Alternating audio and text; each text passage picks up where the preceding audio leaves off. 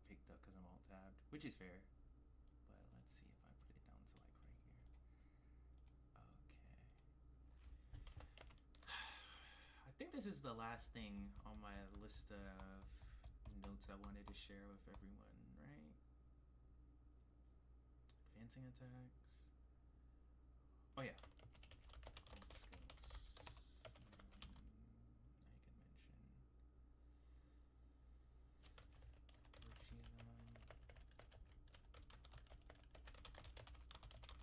PV them. Well, let's say good luck. And then I wrote down this. Advanced.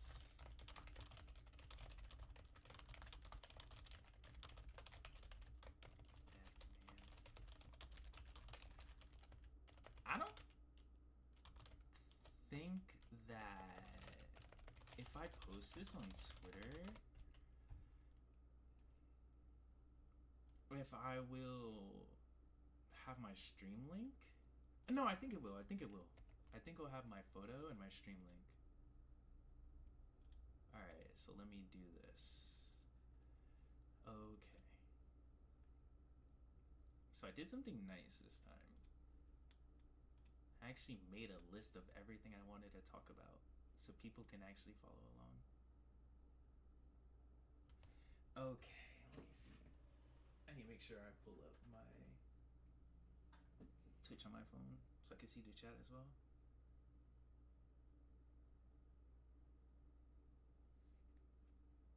But I'm feeling good today. I'm feeling very organized. I'm feeling like I know what I want to discuss, so I think a lot of people are going to get hella shit out of this. Alright. I'm probably going to start in 10 minutes or so. Let me just tweet this out.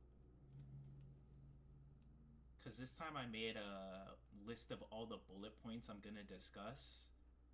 So people who might not be the most comfortable with just following along or might not understand some of the concepts, they'll at least be able to follow along what I was referring to, right? I think that would be pretty helpful. So I considered doing that. So give me a few minutes to just tweet this.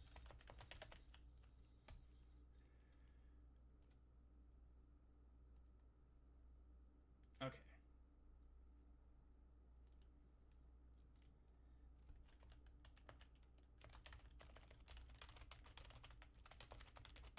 I should probably add TMN, huh? I think some of the TMN players would probably appreciate this. Okay. Wait, why is it Twitter showing my little icon? Hold on. Let me go on to my other account real fast. And then just see if I tweet.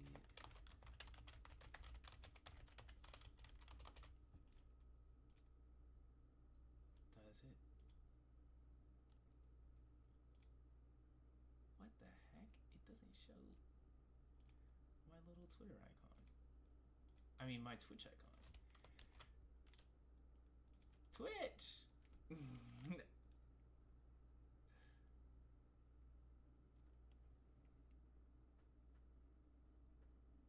Word, got you. Okay, let me turn it a bit up. I should probably turn it up to here. I think this is pretty good. What's up, by the way, Golden? How are you? Alright. If I don't get that, we cope.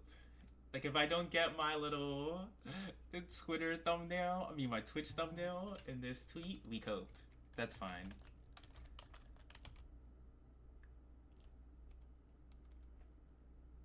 What's good, Rain?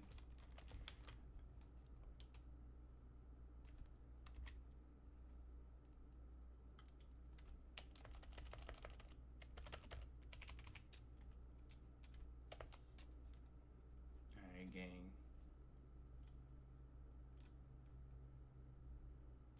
Just give me a second. I am just snagging this screenshot. I need to scroll all the way down. Okay.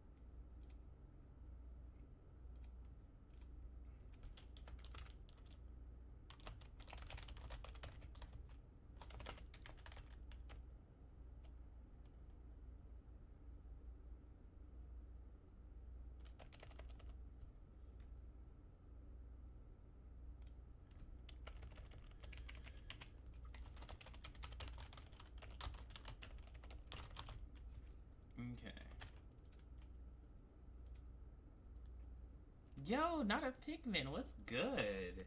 It's been a minute, yo. Alrighty. We're right about to get started in like 10 minutes.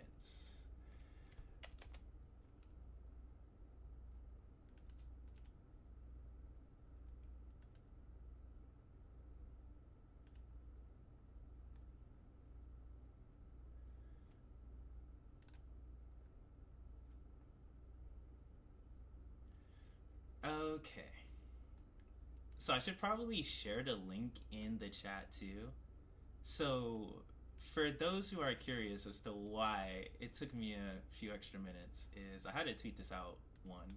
But two, I also wanted to actually make a list this time. Yeah, it's definitely going to be uploaded. I wanted to make a list this time. Wait, why do I have the X there? I should just do like VX Twitter. That should work too. I wanted to make a list this time of everything I'm going to be covering, so if people just don't know what I'm talking about, or if they're struggling to follow along, they can at least use what I am saying, what I listed in that image as a frame of reference, that is, right? So I figured that would be very helpful and very valuable.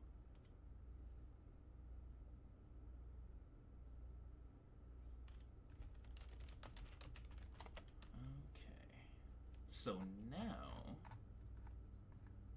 I'm just going to share this in one more place, and then I'm going to start.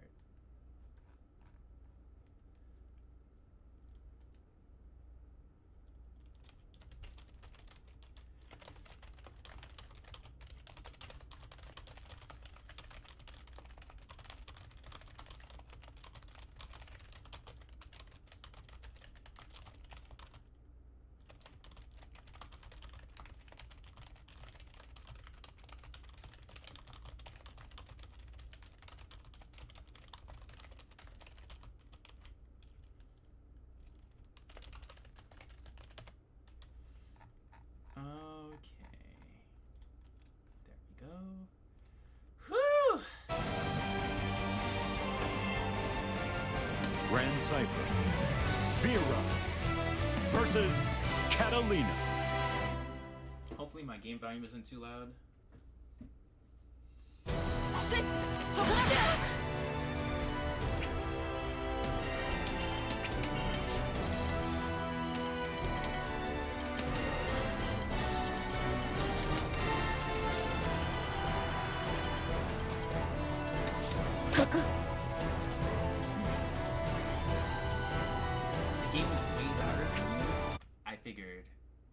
Okay, let me turn my mic up. Well, I'll turn my mic tag right here, and my game volume right here-ish. Alright, how's that? That's probably a lot better. Like, way, way, way better. That's fine. I'm still pretty quiet? Alright. What's up, Dream?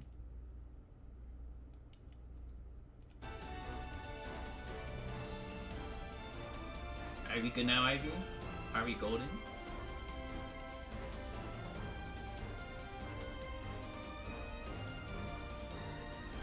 Yeah, that's good. Alright. Hope you're all doing well. I'm probably gonna start in 5 minutes, just to give people some more time to hop in. I do think that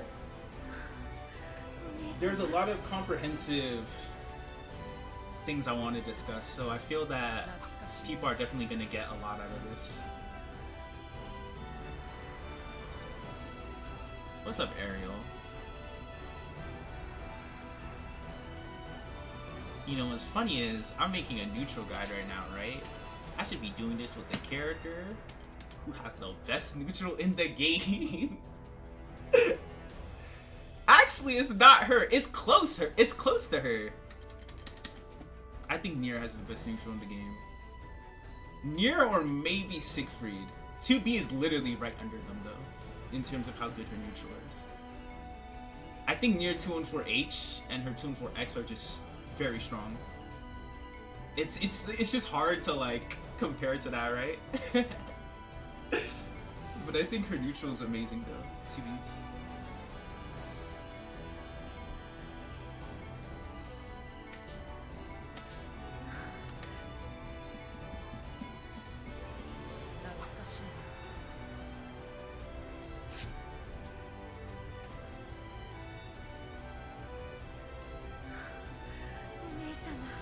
Her neutral is super good. I think it's a big thing that carries her. Her damage output is okay in my opinion. Like it's pretty solid. But the fact that she gets consistent conversions off of a lot of situations is valuable in the fact that her neutral being so powerful enables her to just consistently win interactions, ends up working in her favor. Like if 2B had high damage, that would probably not be for the best.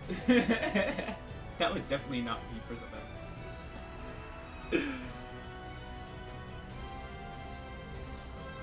That character would be just too touching.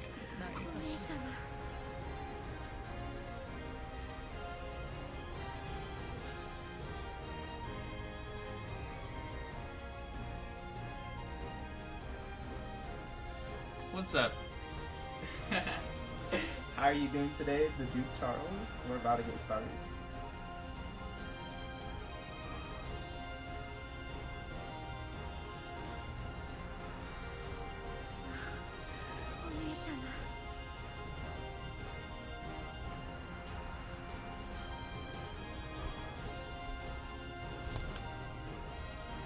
Alright.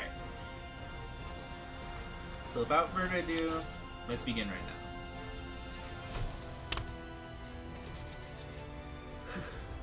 Okay, so when it comes to playing neutral in Granblue Fantasy vs. Rising, right? There's many aspects of neutral across character tools and options that one must consider, right? So I want to start off with pokes because I think that pokes are just the most all-encompassing thing that every character in any fighting game has, and I think they are still the backbone for how neutral in this game works, right? So when it comes to pokes in a fighting game, right, the main reasons as to why you would poke at someone is a poke allows you to control space, right? And it allows you to attack either where you think the opponent will be at, right?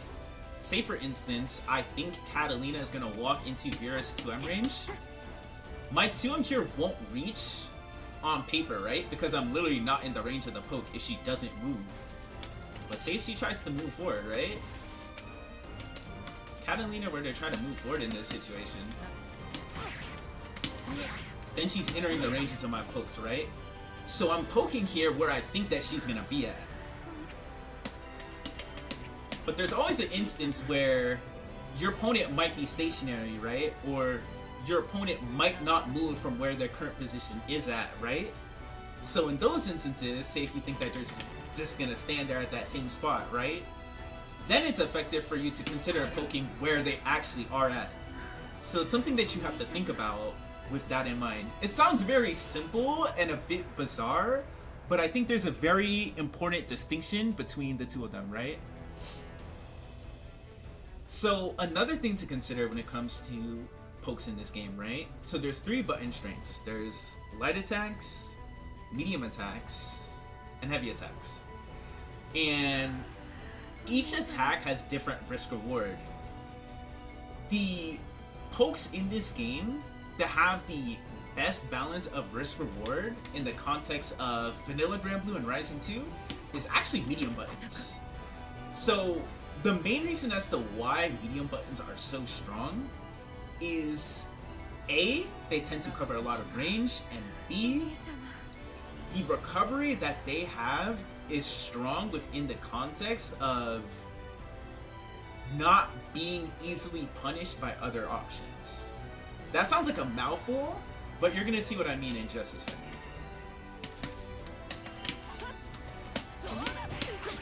So say theoretically here, right? If I were to press a heavy button, Catalina jumps, she punishes me, right? But if I press a medium, watch this. Watch this.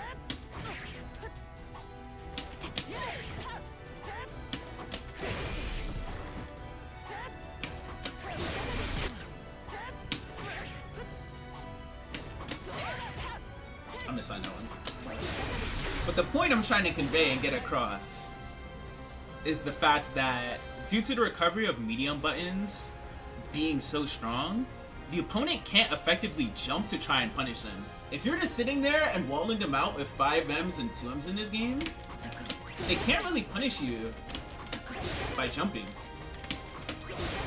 This is why medium pokes in this game are so strong. Keep on just mistiming my easy input, that's why I'm getting hit. But that's why they're so powerful in the context of the game, right?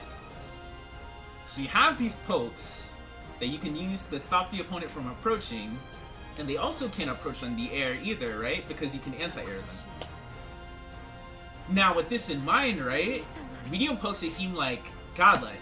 They seem as if they're the greatest thing on earth, and they are really good. But you then sit there and wonder, well, why would I press a heavy poke? What's the point of me doing this if I could just press this and win in the ground and in the air, right? Well, despite the fact that the opponent can jump and punish your heavy pokes, right? And based on the heavy attack, it may have slower startup. Like in the case of Vera 5H, hers isn't on the slower side, but you have some such as Vasaraga and Siegfried, right? Those characters have very slow 5Hs. Despite that, they have a lot of range and they tend to lead to really high reward. So in the case of certain characters, if you get hit by their 5H in mid-range from either A, non-counter hit, or B, counter hit based on the character and situation, you can risk just blowing up for it, right? So say theoretically here, Cat were to get hit by counter hit 5H.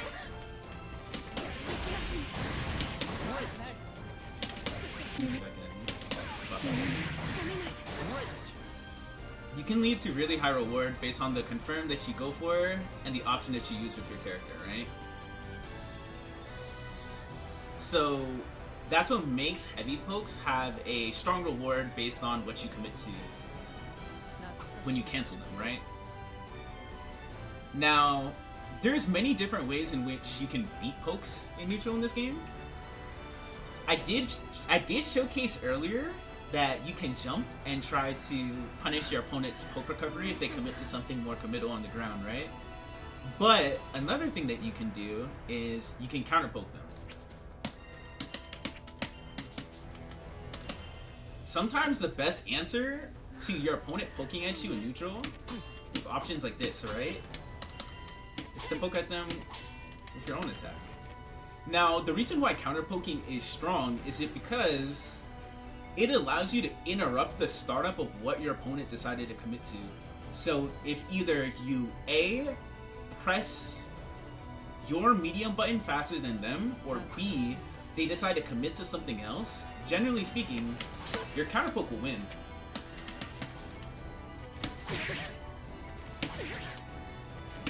I'm pressing mine later than her. So for this reason, Catalina is more likely to win this interaction because she's pressing her poke faster than mine, right? So this may seem like luck to you in an instance and go, well, what if I press my poke faster than them? Because this concept may seem as if you're just getting lucky because you're doing the action first, but there's so many actions that someone can take in a fighting game that an option like this also carries risk, right? Because what if I decide not to poke, theoretically?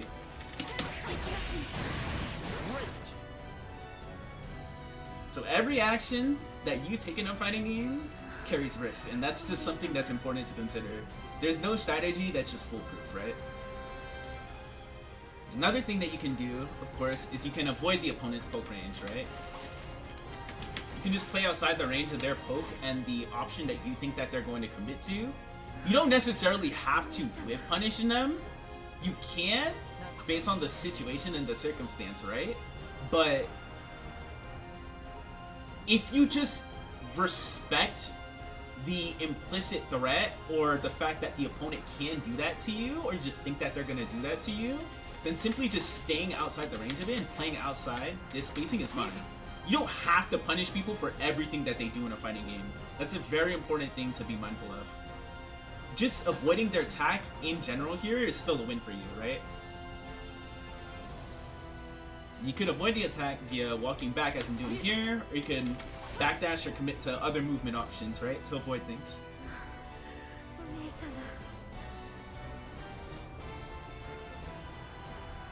You can also counterpoke options with dash attacks, but that is something that I'm going to discuss a bit more extensively later on. But as an example, based on my timing, right, and the spacing, messing it up. See, I'm counterpoking out of the 2M with it. So it can vary based on the timing and the spacing that you do the option from. But it is another way that you can counterpoke them. It doesn't have to be with a poke. It can be with a dash attack or an advancing option, right? Another way to counter pokes in this game that is a bit more niche. This game actually has a crush system.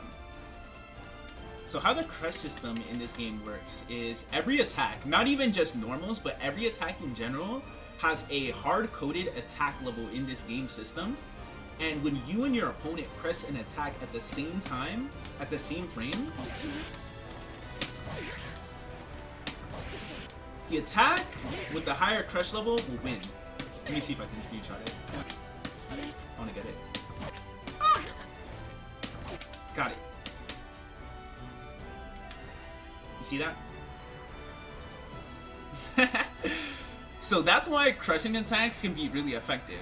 The main reason as to why I say it's a bit less relevant in this game in terms of how interactions play out, it's mainly because of how strong dash attacks are that fishing for crush situations by poking with a slower heavy normal or a normal or option that's more committal can be a bit more risky.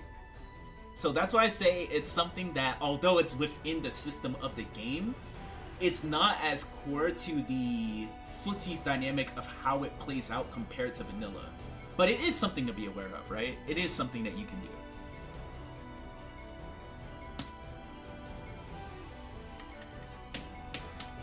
So now, we are actually going to cover jumping.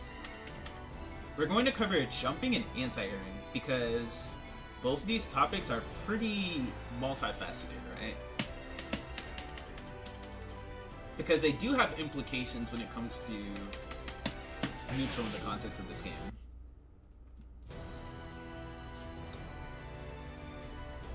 Actually, I wanted to grab a DP character first. So Vera would be good here. So there's multiple ways in which you can anti-air an opponent in this game. For starters, you can anti-air an opponent with a light DP. The main downside behind LDPs, as you can see here though, is that they are not air unblockable. But based on how you recover, if we turn on the frame information display, based on how you recover, you may or may not be safe.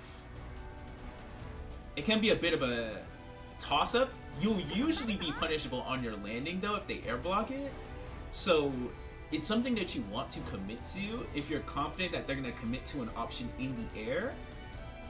It can be useful versus opponents who have different ways to alter their air momentum because they have less recovery than other standard DPs. So if you're fighting against a character like 6, and say if 6 is something like this, watch this. 6 is actually a really good example.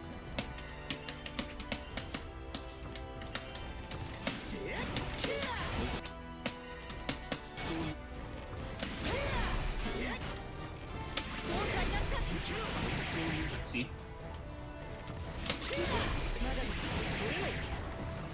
Oh, watch this. Oh, I got hit by the JU.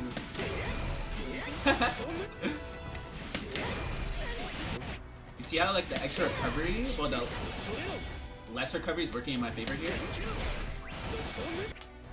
So based on what you think the opponent is going to commit to, that's what LDPs can be really good for in this game.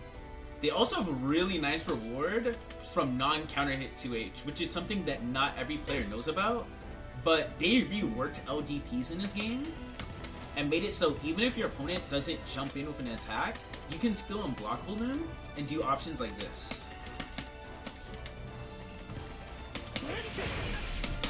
So I can get it.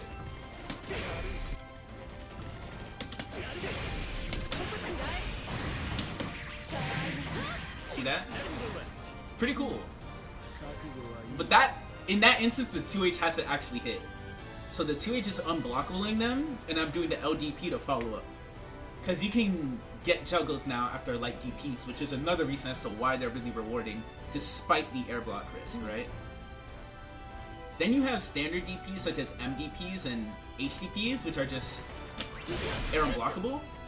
These are really good because you don't have to gamble on whether or not your opponent is going to air block or not, or if they're going to commit to a normal in the air, right? They also tend to cover more horizontal or vertical range than an LDP, so they're more likely to anti-air far out jumps at these spacings, where the LDP will whiff, right? Another thing that you can do is you can use alt DPs. Alt DPs can be pretty valuable anti-airs despite the fact that you're spending 50 meter, because the hard knockdown can be pretty nice and convenient, as well as versus neutral options that can be kind of hard to punish on blocks, such as say a Charlotta ball. It's pretty strong to react to them with the alt DP because you get a hard knockdown and you gain more momentum, and it's harder for your opponent to go out of their way to bait you for doing the alt DP to anti-air them, right?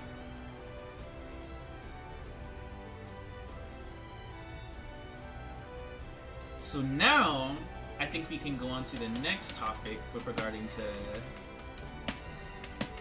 jumping, which is the 2H and close H anti-airs.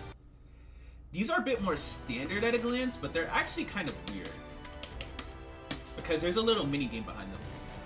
So when it comes to anti-airing your opponent with 2H, right? Generally speaking in this game, if the opponent presses a button in the air, the anti-air damage in this game is really high on counter hit. Especially because if you commit to a JL, not many people know this, but because you're active until landing, you're in a counter hit state the entire time.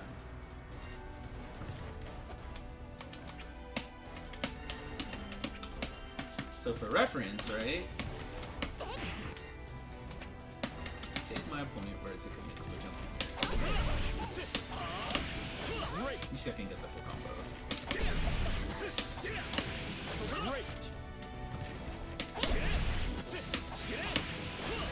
Great.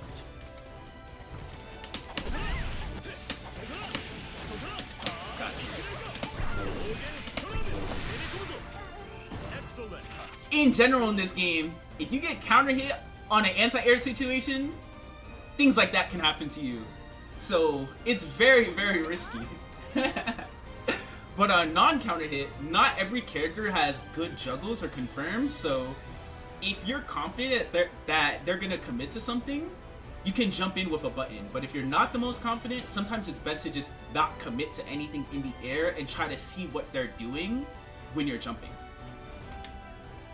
Like say if you see them with a button while you're in the air, then it will be easier for you to come down with a button because you know for a fact that, okay, I'm not gonna get counter hit and die. Right? Another thing that you can do actually versus 2Hs though is empty jumping. This is best with characters who have shallow jumps, such as Ladiva or Charlotta, but even a character like Jita can do it. The reason why empty jumping is good, your opponent has to be mindful of the range that they 2H from, because if you don't press a button in the air, it doesn't extend your hurt box and make you more vulnerable.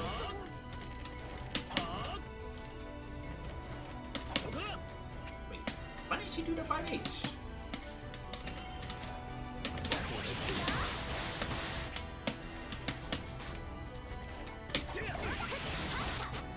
If you misjudge the anti-air spacing that your opponent will jump from, you can get punished really hard. So this is why you have to be very mindful of your character's 2H range, because your opponent can directly use that against you. especially if they're a character with a really short jump arc. So that's something that is very strong in the context of this game, right? Another instance in which characters will anti-air, they can anti-air with their close H's. Some characters are a bit better at this than others because their 2H might be subpar, so they have to resort more to their close H. So it can vary based on your character whether or not your close H is a good anti-air or not. But if it is, sometimes it can be really valuable to utilize in neutral when you think the opponent's going to jump. They're more practical than you think. You would think like it's not that practical because it's a proxy button, but with characters like Cheetah, who has a really strong close H, or Vera, who has a strong close H, they mainly anti-air with those more so than 2H, right?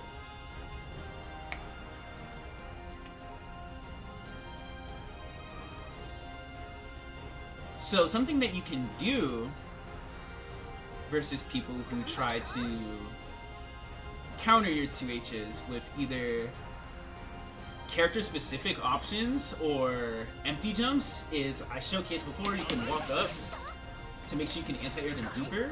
You can also try to walk under them or dash under them based on what you think that they're going to commit to. This is a bit of an underrated anti-air in this game. The main reason as to why is there will be situations where opponents will try to cross you up to either A, transition from neutral to offense, or B, try to put you in a scenario where your 2H will have a dead zone. Because in this game, a lot of anti-airs have cross-up dead zones.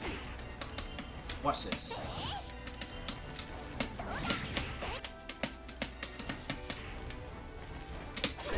Let me get the timing right.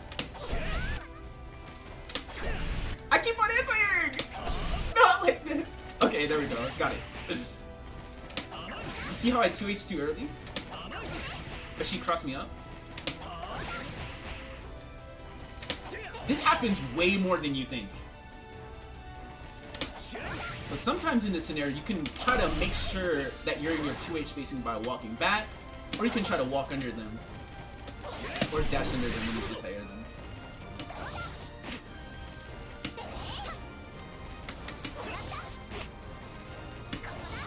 Which Lance close H is definitely the best option to this. So it's something that's really, really good to tinker with a bit more in this game. Because it makes it harder for your opponent to try to get away with sneaky cross-ups against you, right? So another thing that's also important to consider when it comes to anti-airing is actually anti-airing people who are trying to get out the corner. So in a fighting game, when you're trapped in the corner, right? One of the main things that you should be thinking about is, how can I try to use my movement or my neutral options to try and get out the corner? Because you're in a spot where you're very disadvantageous because you cannot walk away from your opponent's pokes. So your opponent can just freely poke at you while you're in the corner, right? Something that you can do here is you can try to jump out the corner, right? Which may seem like a really wild idea because, as I showcased earlier, the anti-air damage in this game can be really high, right? So it seems like a very scary thing to do, but believe it or not, there's one factor that makes this very strong. Ta-da! This game is super jumping. This seems really uneventful, but the reason as to why super jumping is strong, it directly changes how long you are in the air for and your air momentum. So your opponent will have to anti-air you at a different timing. Watch this. We have Ladiva in the corner. She's gonna do 4 jump JM here. I'm gonna have another recording where she does super jump JH. Now watch this. I'm gonna anti-air, I'm gonna 2H her at normal jump timing. Watch what happens. Wait, I want this side.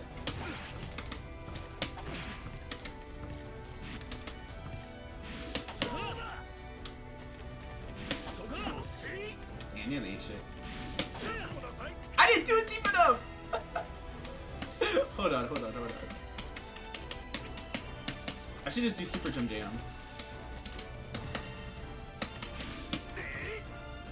Pretty sure that one works, even though I missed. I think I hit it deep enough.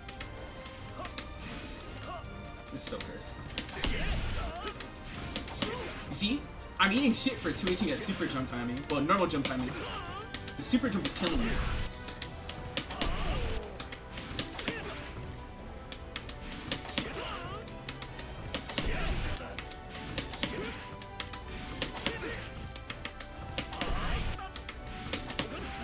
I'm trying to react to her jumping as soon as possible with 2H, but the super jump is killing me.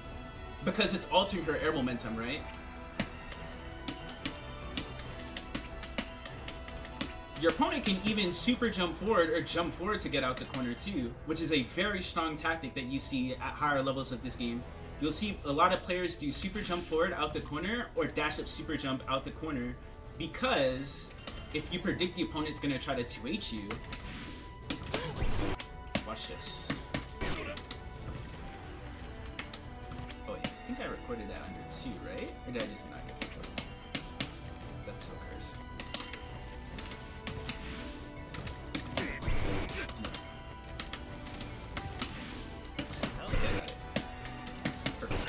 Watch this.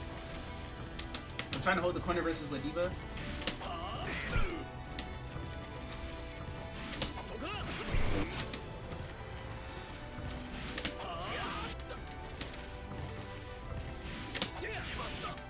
I need to be less good at 2Hing. She can dash super jump in a range where ideally she'll get 5M into alt lariat. And I'll eat shit for it, right? So that's a big part of the reason as to why jumping in certain scenarios and instances in this game and anti-airing can be kind of difficult because of how good normal jump and super jump are. Super jump is kind of nuts. So something that you can do is you have to vary up your anti-air options more when your opponent is in the corner like this. If you think that your opponent's gonna try to jump out the corner or super jump out the corner, and you don't want to gamble on this 2H and die for it, because Cat can actually do the same thing. It's much easier to time a Cat because their super jump actually goes somewhere. Watch.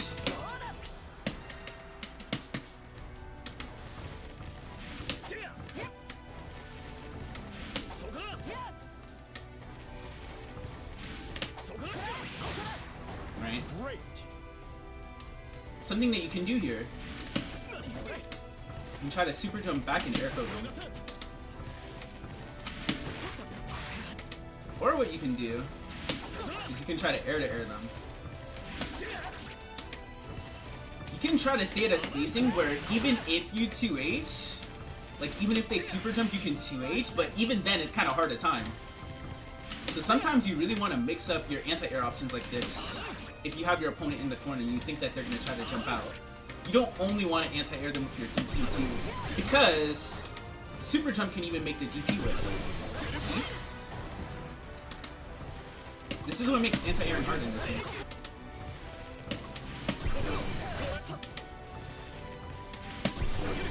There's a lot of ways that you can change your air momentum and make it hard for your opponent to punish you for being in the air.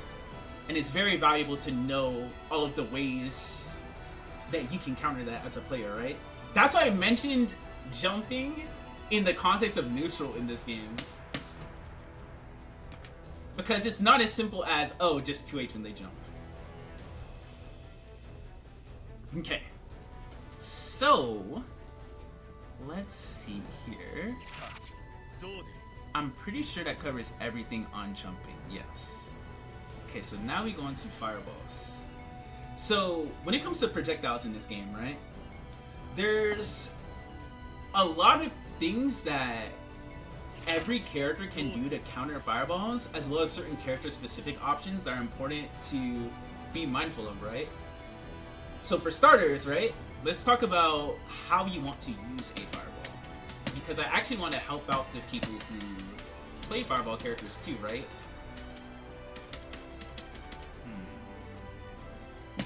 So So when it comes to thinking about using a fireball, right? A fireball is your character's furthest reaching poke. Outside of the range of Catalina's normals, right? The furthest reaching option that she has is she can threaten with her fireball. For those who do not know, fireballs in fighting games, based on their strength that you do, also have different speeds or different properties, right? As you can see, Cat's L fireball travels slower, which makes it easier for her to gain ground after it, than her M fireball, which travels faster, right? So her M fireball functions better as a counter poke than her L fireball because the M fireball travels faster, right? So what you want to think about as a player in terms of, okay, how do I throw these things and not actually die for it? Well, you ideally want to throw it in moments where you believe your opponent is playing more patient or more passive. And the main way in which you can tell is how someone is moving in neutral. You see someone walking back and forth, or just playing more patiently like this, then this is a player where in a situation, it's safer for you to get away with throwing the fireball, because you likely won't get punished for it. If they're moving in a way where you can tell that they're not reacting to the fireball, right? You don't think that they're trying to react to the fireball. Especially because, for those who do not know, the cooldowns in this game were changed so that the cooldown icons do not refresh until frame 11. So it's even harder to react to fireballs via actually looking at the cooldowns. You have to actually look at the character now. You can't just sit there and watch the cooldowns and go, oh, Catalina's blue icon blinked, she gets cooked. It's not that simple anymore. So for that reason, it's pretty strong for you to throw fireballs in these moments and in these situations, right? Now, if your opponent is playing proactively, something that you have to recognize and accept is, against certain opponents, you either A, don't really have to throw fireballs against them, or B, they're playing in a manner where it's really hard to throw fireballs against them. See if your opponent, right, they're just jumping at you, or they're just playing more proactive and neutral, they're just running at you, right? And of course, if the opponent's running at you, there's so many things that they can do. They can run up and block, they can run up and poke at you, they can run up and jump at you, right? It's pretty much a toss-up in terms of what the opponent's going to do in that situation, right? So, versus a player like that, where it's harder to predict what they're going to do in neutral,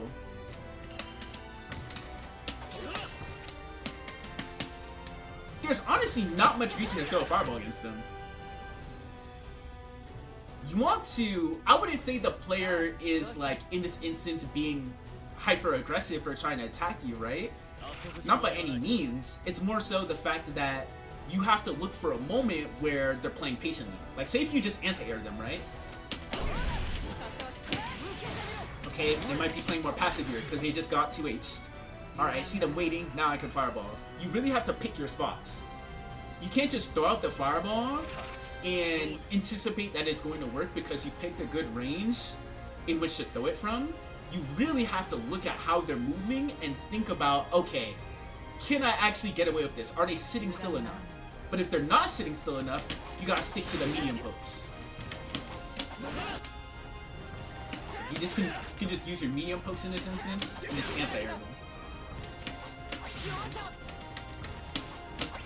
Like, you're still controlling space with no risk. Like, this is perfectly fine. They're not throwing fireballs against you. That's fair game for you, right? So it's not something that you should be stressing about as a player, right? So when it comes to countering fireballs, right? Let's actually reverse the roles real quick.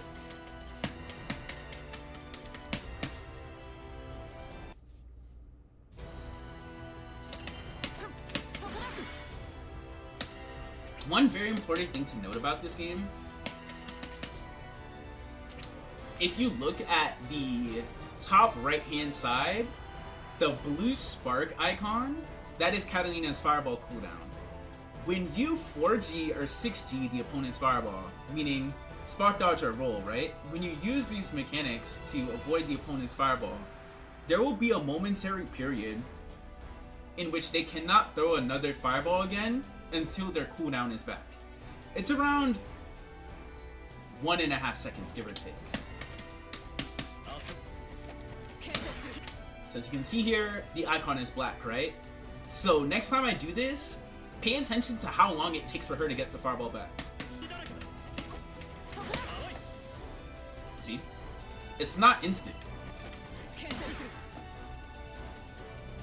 There's a period of time in which she cannot throw another fireball, which then makes it a bit easier to predict her neutral options, right? Because then she has to resort more to trying to use her pokes to control space, which you can then try to leverage against her, right? Another thing that is very important to consider is, I did mention earlier that you can jump to punish the fireball, right? If you have a read on your opponent's fireball patterns, or you anticipate that they'll commit to one, this is a pretty strong answer. Wow. I killed missing there.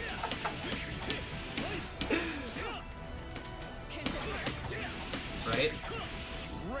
Of course, jumping does carry risk based on the situation and the circumstance, right?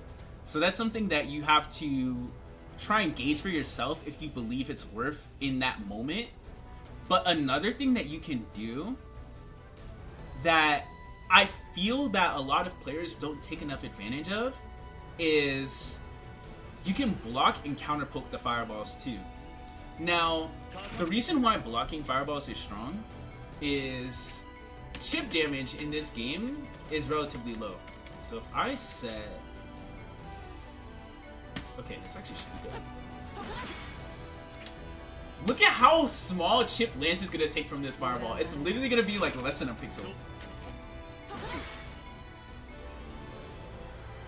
So even if you're not spot dodging or rolling the fireballs, which can be kind of hard at spacings like this if they're throwing out medium fireballs, right? Because they're fast. Like the medium fireballs at these spacings are fast. That's why they're showing counter pokes. So if they're throwing out the medium fireballs at a spacing like that, then you're not always going to be able to forge your 6G, right? So sometimes just blocking in that instance is fine. Because you're barely taking any chip, you're resetting the neutral, on top of the fact that in this game, you can actually dash way sooner than vanilla and guard. Watch this. This game basically has pseudo dash blocking. Dang, I'm surprised I'm not getting a recording. Vanilla did not really have dash blocking in the same way, but Rising kind of does. Watch this. Let's see if I can time it.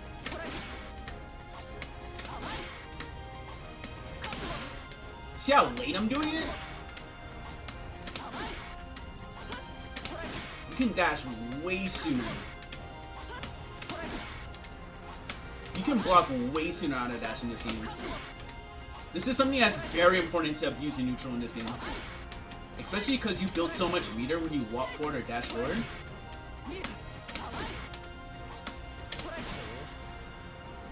It's a really strong strategy because it enables you to safely gain ground, and if you're confident that they're going to commit to a fireball, you're not going to get punished.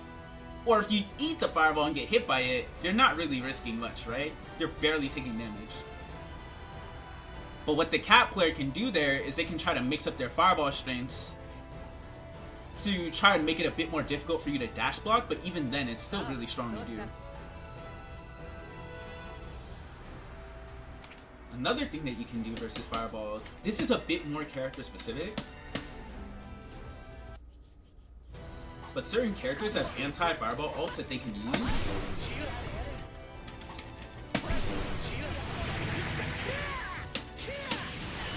On reaction to the opponent throwing a fireball. So it's really strong to utilize that if you are playing a character who has access to that. But generally speaking, a lot of characters, well, a decent amount of characters have access to a anti-fireball SBA or SSBA, which, because you build meter really fast in this game, is something that happens more often than you think. Especially because what you can do in this game, you can even have a throw macro because you can do SBA in this game with quarter circle forward S, 236S, or you can hit throw and the skill button at the same time. The reason as to why my throw macro isn't mapped right now is because I'm in training mode, so I'm doing record and replay, and my hitbox only has so many buttons, but you can also do that as well to make it so you can react to fireballs with SBA or SSBA even easier if your controller happens to have enough buttons for it. It's pretty strong to map a throw for that, if you can.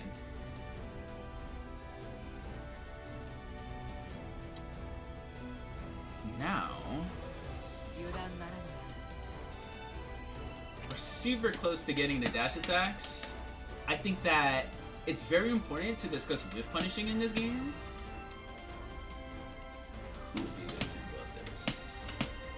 Cheetah and...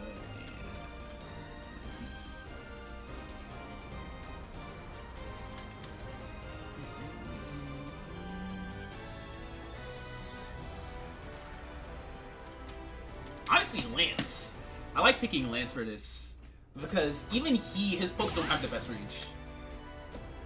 So I think he's a great example for this exercise. So when it comes to whiff punishing in the context of a fighting game, right? Whiff punishing, I always phrase it conceptually as guaranteed damage, right? I say guaranteed in asterisk because it's not that simple, right? It's kind of hard. It's very hard, actually. It's probably one of the hardest things to do in a 2D fighting game. Reactively, that is. It's pretty hard, right? So, the reason why the damage is guaranteed is assuming all the conditions are right? Your opponent is putting themselves in a state in which they're vulnerable. And because they're vulnerable due to themselves whiffing, you can punish them for it, right? That's why I always like to phrase it as guaranteed damage. Asterisk. So, something that many players do not know about this game though, the hurt boxes in this game have been significantly nerfed in Rising from vanilla. So many of the strongest pokes in vanilla, such as Cheetah 5M, watch this.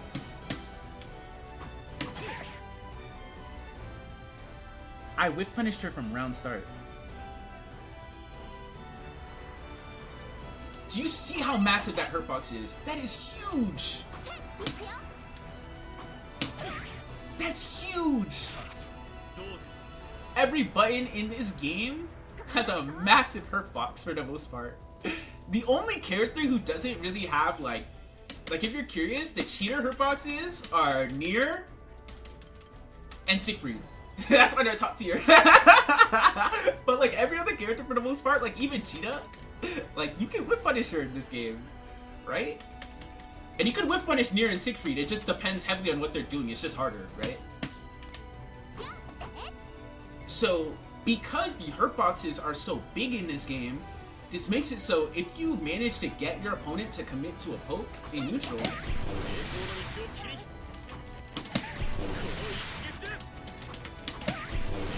the reward that you get for whiff punishing them, especially if you have access to an ult or EX move, is really high.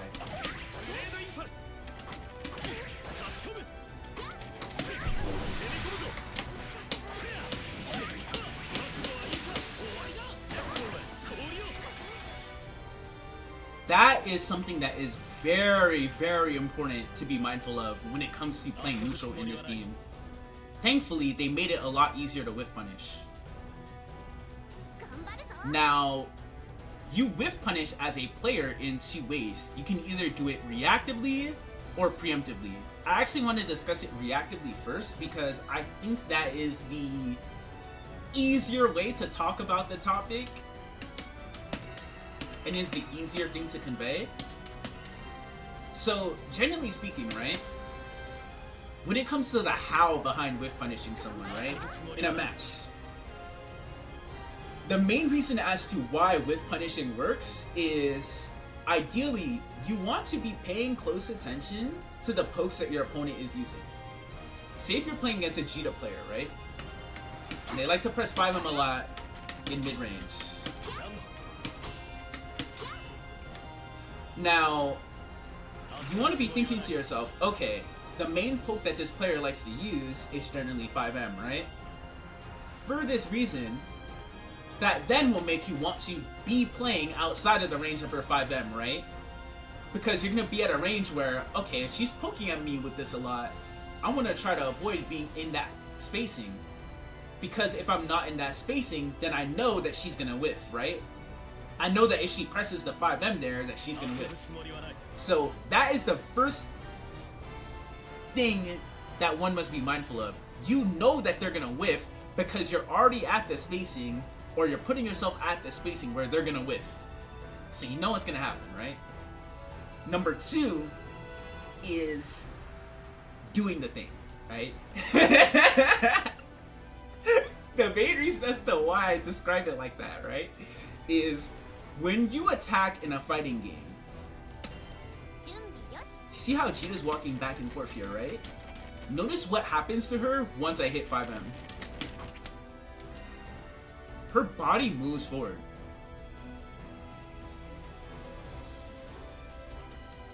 That's your key. You want to actually pay attention to the opponent's body moving. You want to be trying to look at their character because you know the range of your character and your buttons. You want to pay attention to their character, and you want to pay attention to their character moving like this. Because once you see them move because they did the attack, you know that they are going to be at a range where the attack is going to whiff because you're already standing there, right? Because if you try to react to the actual attack, watch what will happen. It's impossible. Based on the move that they do. See? Hold on. Okay, there we go. You see? I'm trying hard to react to the actual attack. If I'm trying to react to the actual attack, it's not working. Dang, I'm reacting too early. I'm trying hard to not whiff punish. I'm trying to mess up. But if I mess up, it looks like that, right? Now, it's very consistent when you look at their body because watch this. I know they're gonna whiff, so all I have to do is look for them to move, look for their body to shift, and then hit my button. Watch this. Oh dang, I was inside the range. Whoops. My fault, no cheat.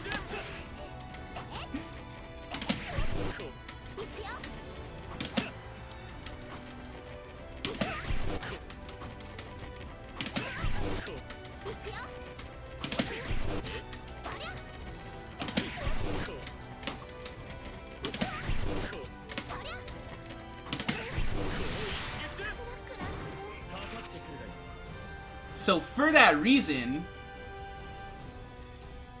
you'll be able to whiff punish them. Because you know the attack is going to whiff, you know the range of the attack, and you're reacting to their body moving, or you're reacting to that actual shift. Of course, another way that you can do this now that we covered the reactive aspects of this, right? We recover and go on to the preemptive aspects. Now, you can also do this on a read of their timing. Like say, okay, I'm super confident that this Jita player is going to press 5M at that exact timing. I don't have to react. I can go, oh, I think you're going to press this move at this timing. Let me try to feel out the timing this time.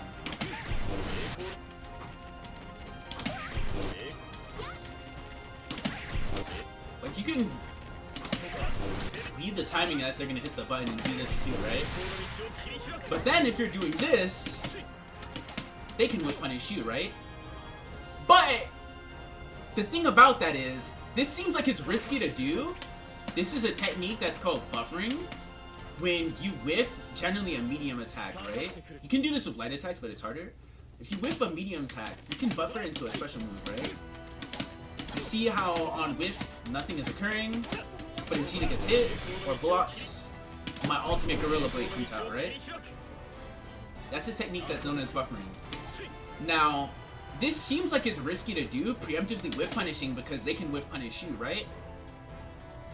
But you have to remember, whiff punishing is something the opponent has to focus on. Because if they're focusing on whiff punishing, right? Like, they're like, oh, I think this Lance player is gonna whiff 5M, so I'm just gonna do this. You can just be like, psych! Right? So, because there's a lot of options that you can commit to in neutral and so many variables, like, you don't even have to just dash L at them. You can just walk up and poke at them, right? Because there's so many things that you can do in neutral, just the idea of them being able to do this is something that you can use against them. Like, oh, if I know that they're gonna try to whiff punish me, then this gives me more luxury to do other things. Like, oh, I can just get my fireball out. I can just try to Rekka you. There's a lot of things that you can do for any character based on if you know the opponent's looking for this, right?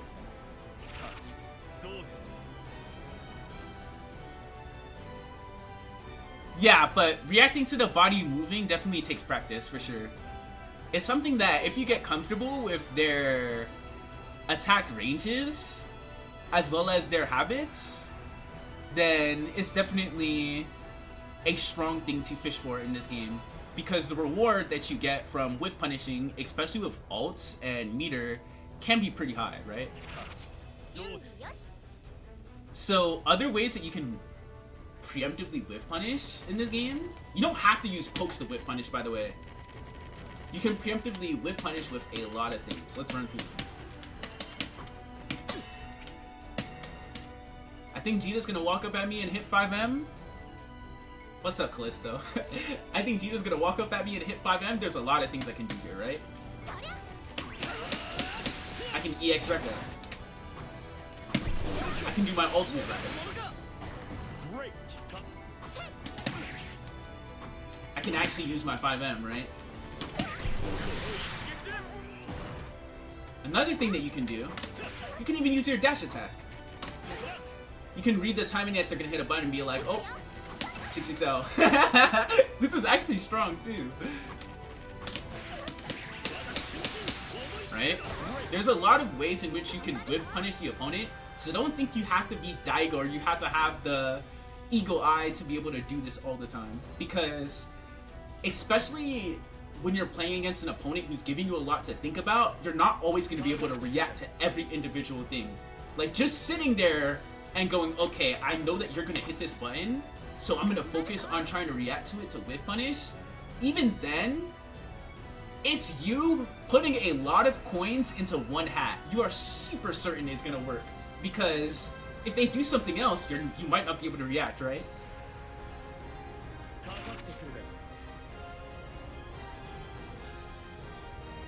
Exactly, exactly. So now, all this footsie shit is about to go out the window. Because we spent 45 minutes talking about this, right? But this game has this. But what if I told you, though, that this is a part of neutral, and there is answers to this now? There are things that you can do against this. Especially in this patch. Vanilla, like, if you're complaining about launch 6XL, that's so valid. That shit was broken. But now, it's still very strong, but there's way more things that you can do at your disposal. Thankfully. There are more options that you can do, right? Yeah, you have to use the dash button to get consistent 6XLs. If you look at my inputs here, for instance, right? If you don't have the dash macro in this game, you should absolutely use it. Because there's a lot of things in this game that are punishable by 6XL. So, not just in neutral, but in terms of actually punishing the options your opponent does, it's super important. But generally speaking, when you dash in this game with a dash macro, if you just hit L and don't pick a direction, you get a standard attack, right? But if you hit dash button and then 6, which is forward, and then L, you get the 6XL.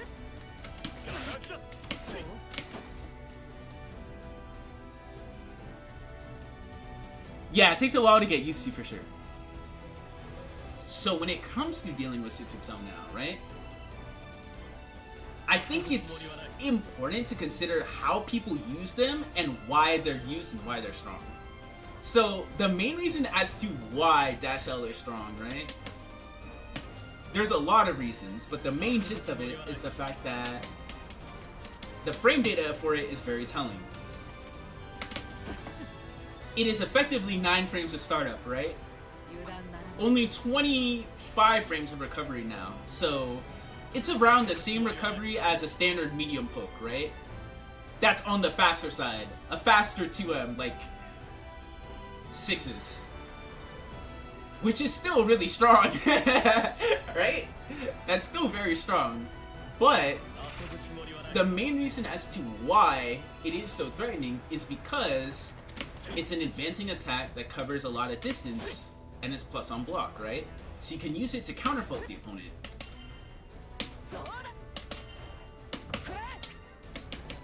Based on your timing, right? Even if you think that they're gonna throw a fireball, or if you think that they're gonna do a slower option even, this is very good to do, in fact. You see how I counter hit her? You can also use it, as I mentioned earlier, to whiff punish options if you have a read on their timing, right? So 6XL is able to serve as a counter poke, a whiff punish tool, a way to just force situations from neutral to offense if your opponent is just waiting for you to do something. Like say if Kat is just trying to whiff punish me and she's playing passively, I can just use this to transition from neutral to offense, right? So it accomplishes so many things and is super multifaceted, right? The main ways in which you want to think about countering 6XL though is there's one big secret. What players will usually do when it comes to how they use 6XL is they will either generally only do an early 6XL.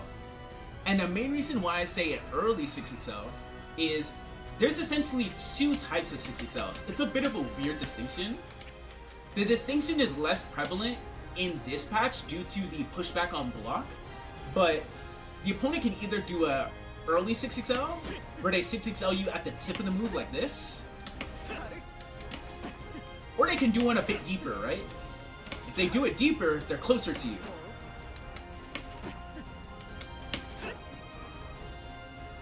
So the fact that many players will generally try to do it early makes it so.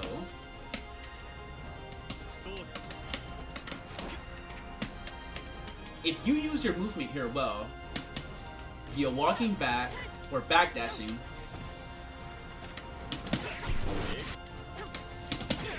you can easily force the whiff. If you know that they're going to 6XL in early.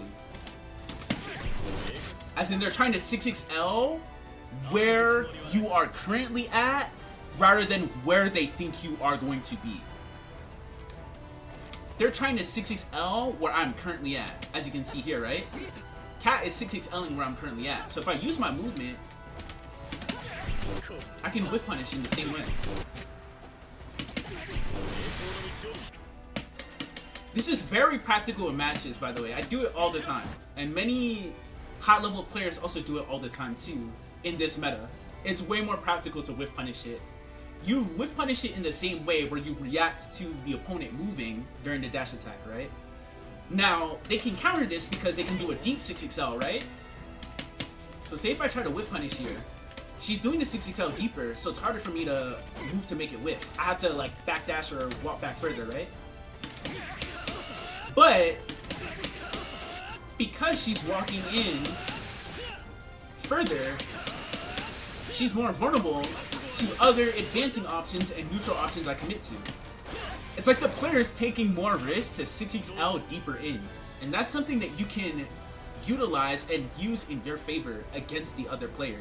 You want to make them have to think about utilizing their 6XLs wisely in this regard.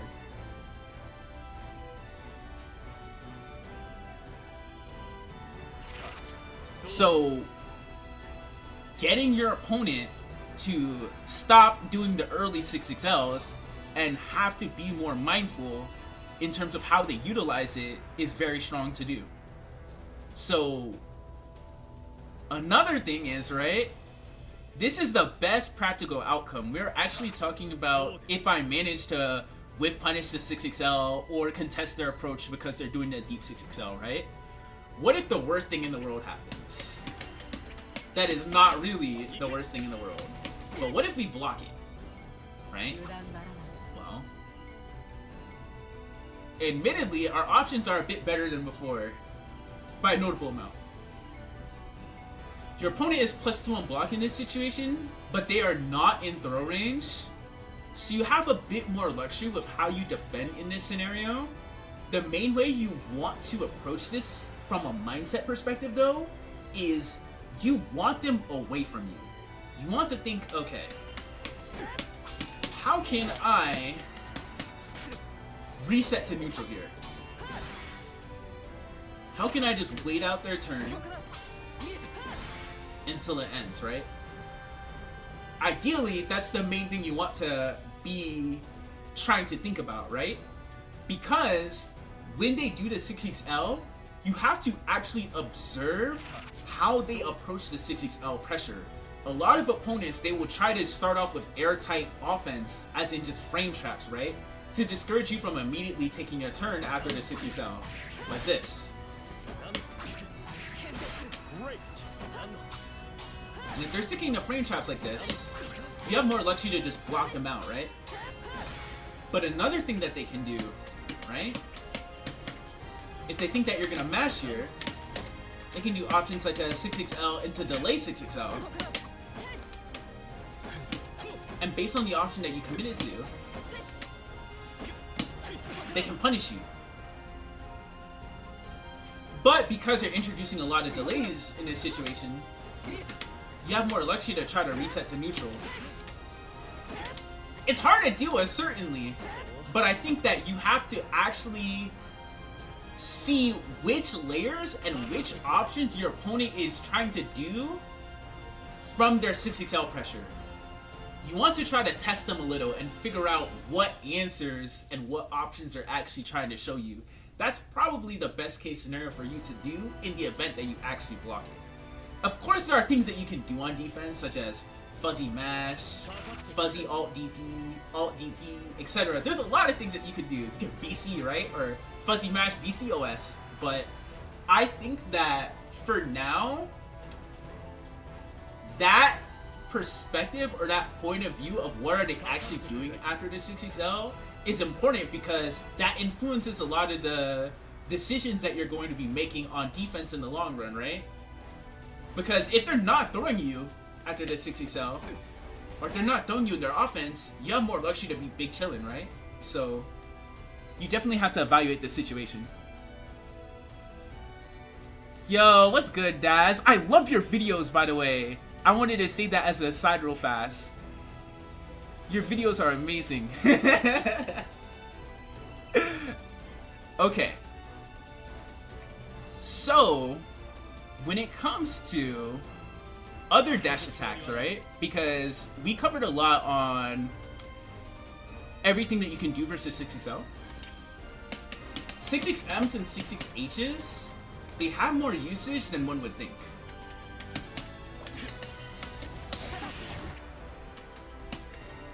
Yo, what's good to my favorite Anila player? How are you? So when it comes to 6XMs, right? Generally speaking, they're advancing attacks that hit low. They're -8 on block. The main thing that one has to consider when it comes to countering them is spacing and pushback can be a big factor with certain characters. For example, Lancelot, my main character, right? He's pretty stubby in that he cannot easily punish 6XMs on block. Because his 7-frame 2M, I mean his 6-frame 2M and his 7-frame 5M, they won't reach if the opponent spaces out their 6XM well, right? So what I have to do is, if I'm confident my opponent will commit to the 6XM, I'll walk forward and block. So I'm at the ideal spacing, or sometimes I'll dash block, like this. So dash block and walk forward block, especially if you're playing a character who doesn't have that much range, is really strong versus 6xm. The main reason as to why people use 6xms though, is because if your opponent is trying to whiff punish you, if your opponent is just moving around in neutral, such as they're trying to avoid the range of your pokes, it's an advancing option that covers more reach than all your other standard pokes. So giving the opponent something to consider that's outside of the range of the standard go-to options is really strong, because then they're then crouch blocking, right? But if they're crouch blocking that scenario, you can maybe consider threatening with a 6XL, right? So there's a lot of things that your opponent can do to try to take advantage of you for blocking the 6xm in that situation, or wanting to block the 6xm. Granted, it is very important to do, but generally speaking, they can be kind of hard to punish based on your character, especially on the stronger 6xms, such as Cheetah, Vera and Siegfried, and Percival. But in general, it's something that you have to be a bit mindful of. And you can sometimes see it as a more committal neutral option to better help predict the opponent is going to go for it. Say if you're playing against this cat player, right? You're doing well in neutral, you're playing outside the range of their pokes, right? They're struggling a little to hit you. So you should be thinking to yourself sometimes, oh, they're having a bit of a hard time hitting me, I think that they're gonna 6xm. Because if you think with that mindset, then it becomes a lot easier to anticipate it, right?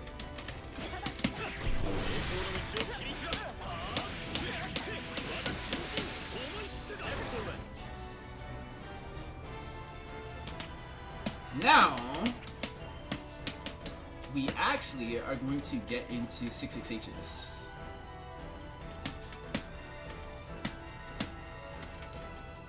Hs are very character specific. Some characters have subpar 6xhs, other characters have godlike ones. Like the characters who have strong 6xhs would be Zeta, Jita, Charlotta is really good.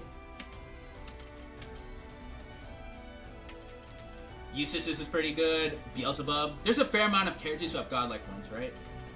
So when it comes to how you want to think about utilizing them, if your character, Anila now too, how you want to think about utilizing them, if this applies to your character, right? A hidden use of 6xh that not that many players know about, they are low-key broken as anti-whiff punish options, despite their startup and recovery not being the fastest.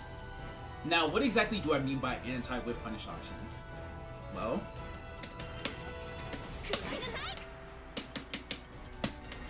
you know how I mentioned earlier that usually you want to be trying to react to your opponent's body moving when you're trying to whiff punish them, right?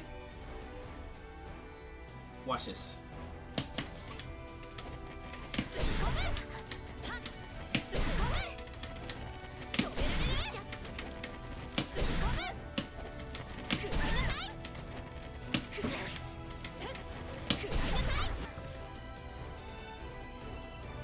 That is what makes 6xhs really strong. Another way in which you can use them, you can try to use them to counterpoke fireballs or certain things you think your opponent's going to commit to. But it can be a bit less effective versus fireballs. Granted, the reward is higher than a 6xl for sure, but the main thing that holds it back as a counterpoke in this regard is its startup. So you can use it to also preemptively whiff punish things, but its startup also isn't the fastest though. But it does function as a strong, preemptive, or reactive anti-whiff punish. You see this a lot at higher levels of play in this game. This is why Zeta 6xh is so godlike, by the way. This also applies to Anila, Jita, Cat, sorta, and any other character who has a really strong 6xh.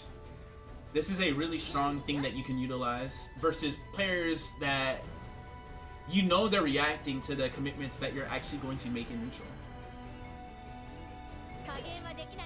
But that's it about them for the most part. You can punish them on block, but it can be a bit trickier, of course, because they have more pushback. For instance, if you look at the frame data display,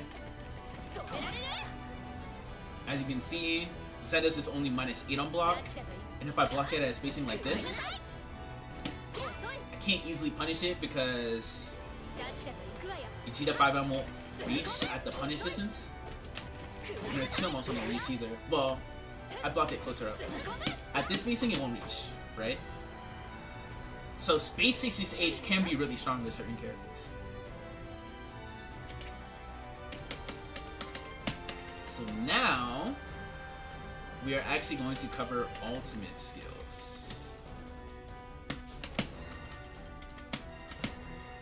In how you want to think about using them.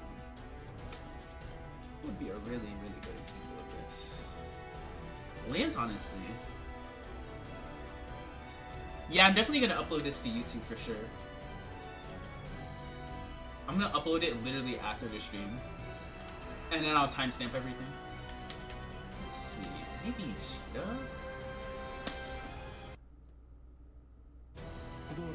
I think Ichida's a good example for ults, for sure. She's pretty good.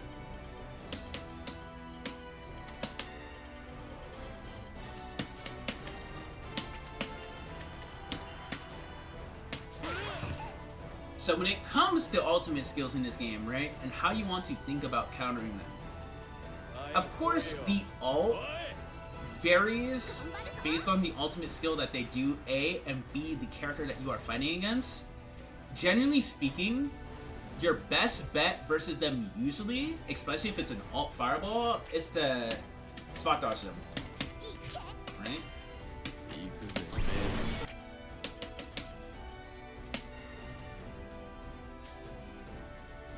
Actually, yeah. Generally speaking, your best bet is to dodge. You avoid being chipped, and you avoid getting hit by the ult fireball, based on your timing, right? So it's a very good option to utilize to avoid having to hold the plus frames, because a fair amount of ult fireballs are plus. So it prevents the opponent from putting you in a scenario where they can pressure you, right? But another thing that's important to consider when it comes to ults, right? There are actually certain ults that are plus if you spot dodge.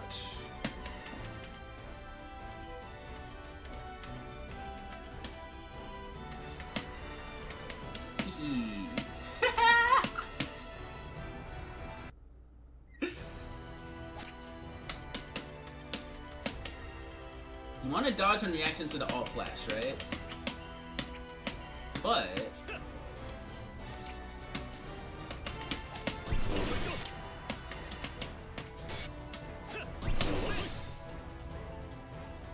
the other lance is +8.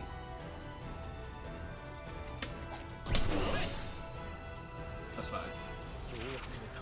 So some ults, it kind of sucks. Admittedly, it kind of sucks. But sometimes the answer isn't to dodge based on the ult that you think that they're going to do. This only applies to niche ults though, such as Lance ult Rekka, Jita ult Fireball is also plus on dodge, Avatar ult Rekka is plus on dodge. It's a good amount of characters.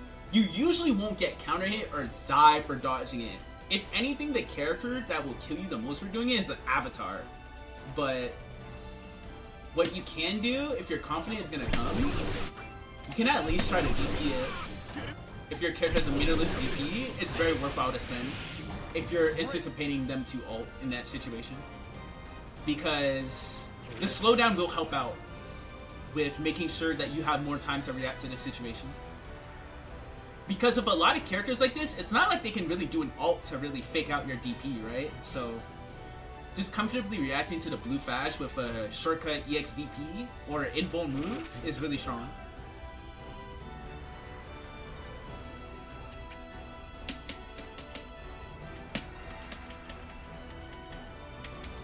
But in general though,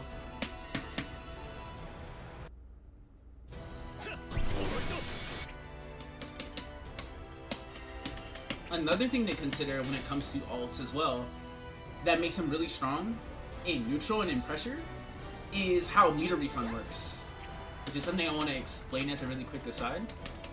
So if you cancel to an alt in this game, if they block the cancel, you manage to get a fair bit of your alt meter back in exchange. But hold on, how would I actually do this? You manage to get some of your alt meter back in exchange, but if the opponent were to avoid the alt that you do, then you actually don't get the meter back. No, wait. If you cancel into it, you always spend the 50 meter. That's how it works. If you cancel into it, you always spend the 50 meter based on what it is. And if they do it raw, you technically spend 25 meter if they block it. So they can be an effective way to control space that's kind of hard for your opponent to contest, because you are spending 25 meter to either A, knock them down, or B, put yourself in a situation where you're plus on block. And they also tend to do really fantastic shit. So they're great for either closing out rounds or setting up checkmate situations.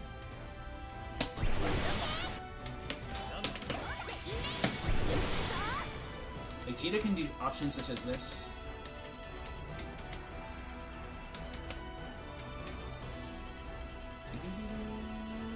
I'm pretty sure this works at like 10%.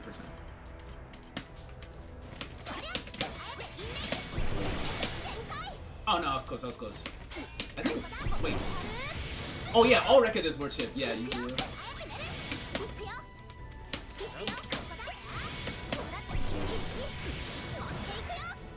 That did about 7% chip to the opponent, which is really strong in a checkmate situation, right?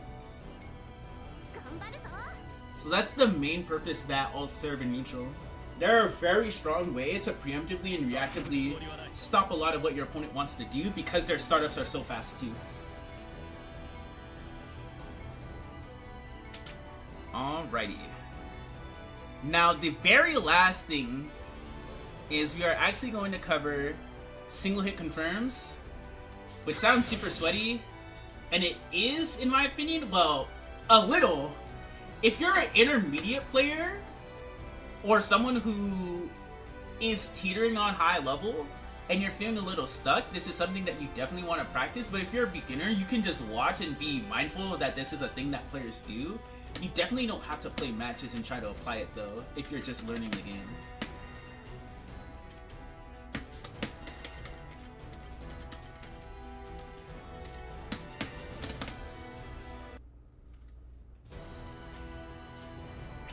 Wait, oh, actually, I should grab Vegeta.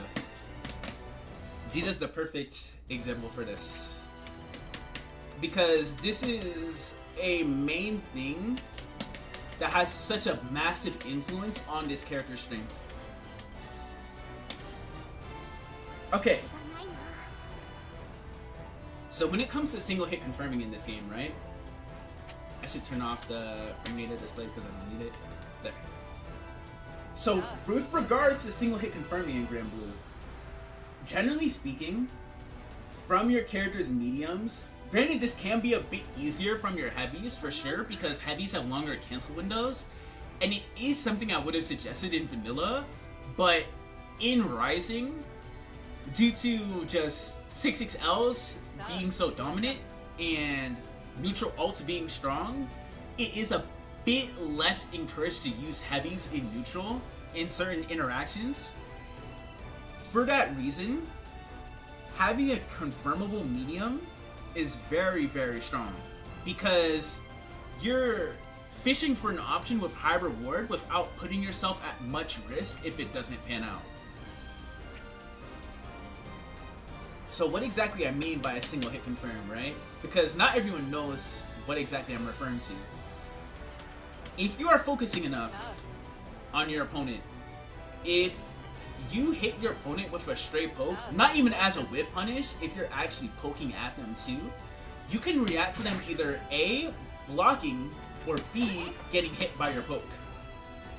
And on reaction to them being hit by the option that you commit to, you can cancel into your special move, which would put you in a situation where you're A, not putting yourself at risk by canceling into anything, and B, putting yourself in a high reward situation. Especially when it comes to a character like Cheetah, if she has you in the corner, right? And she's just fishing for 5M hit confirm, like this, over and over, right? She's not canceling into Fireball, and she's not canceling into Wreck-It here on your block. So, despite herself being minus in this scenario, she's at a range where she can comfortably check anything that you do or any attempt for you to escape the corner. So she is just boxing you out, and she's saying, fight back! Fight back! She's just saying, fight back! And the situation essentially resets itself. Because you're not given a moment or opportunity in which you can act, right? But if she cancels into Rekka, she's much closer to you, right? And she's minus here. So she just gave up her turn.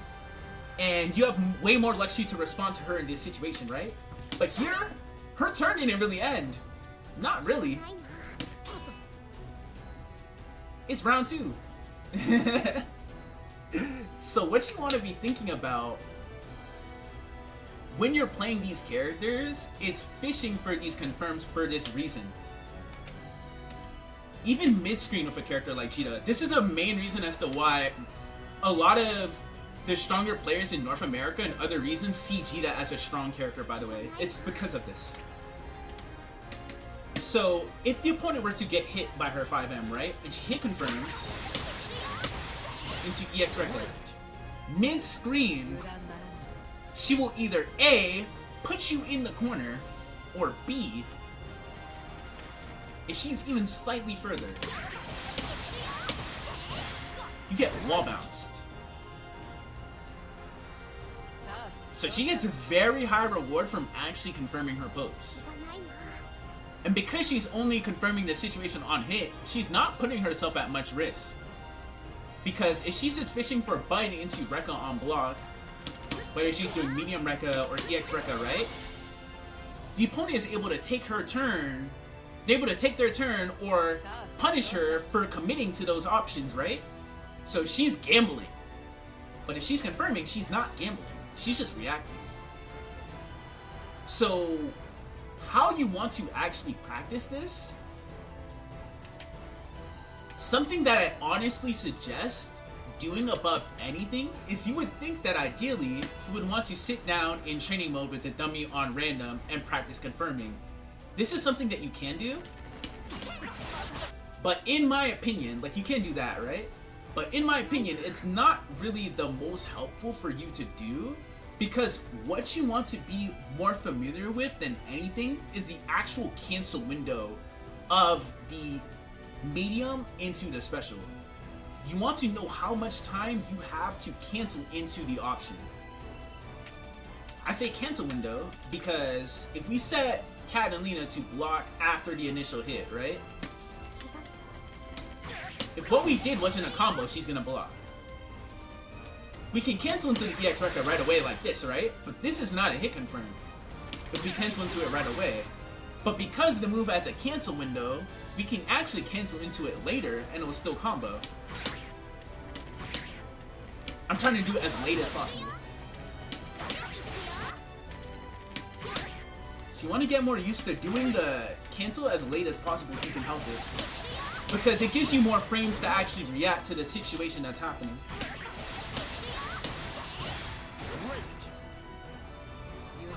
And once you get comfortable with that, the potential with a lot of these mid-range, more footsies-driven characters, right? It skyrockets. Because then you have your opponent in the corner, and instead of getting a stray 5M poke that leads into nothing, you're doing things like this.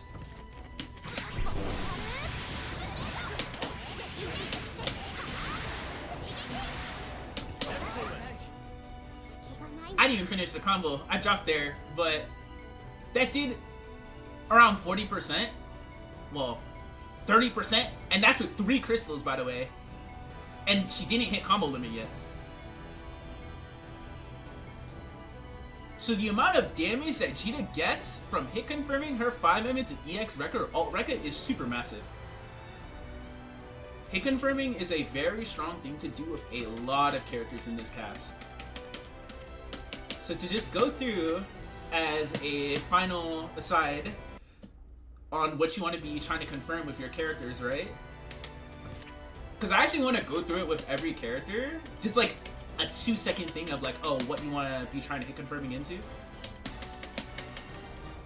I'm just making sure my settings are right. Okay.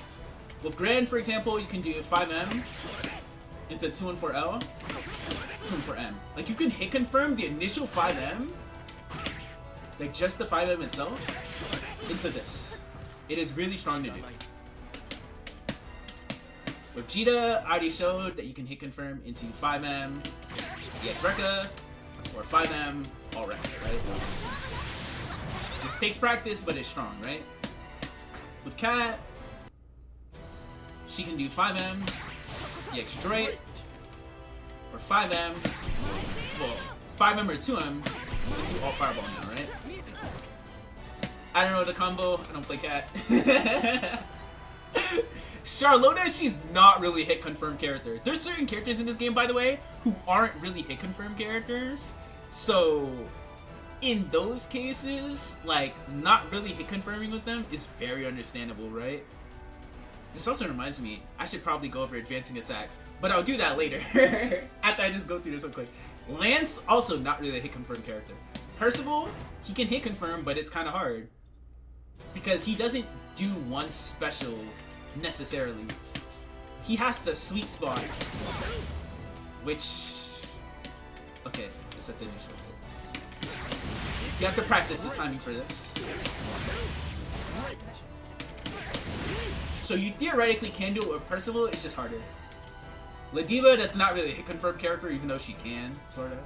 Matera, also not really that character. Lwayne, he kinda can if he wants to, if he doesn't want to commit to a summon or something.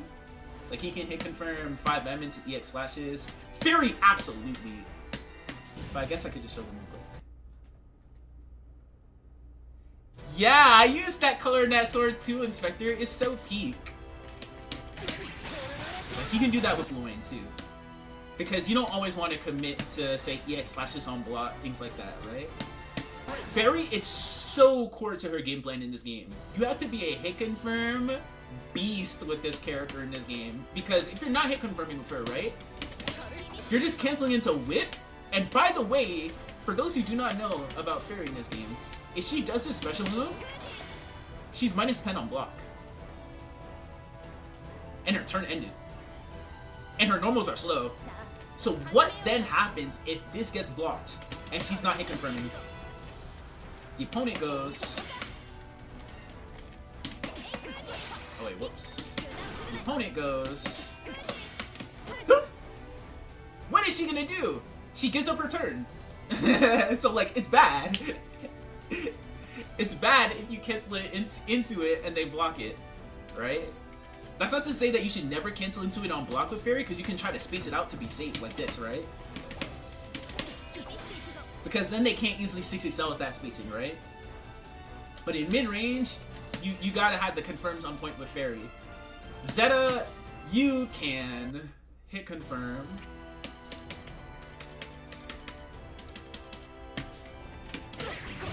Into EX Spear. Power Spear, right?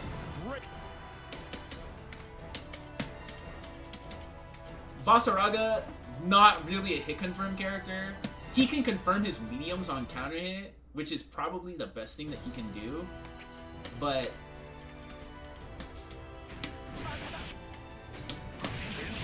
like you see, he can confirm his mediums into tackle. I should go to this side because he's so huge you can't see the combo counter. He's a big boy, see? See how you see the hits now? And then set to after initial hits, like that's a combo. But a normal hit, watch this. With Vasaraga, that doesn't combo. So from his mediums, he has to focus on confirming the counter hit. From his 5M, that is. Or his 5L. But thankfully his 5L is huge, so you can do like 5L counter hit into 5L EX walk, etc.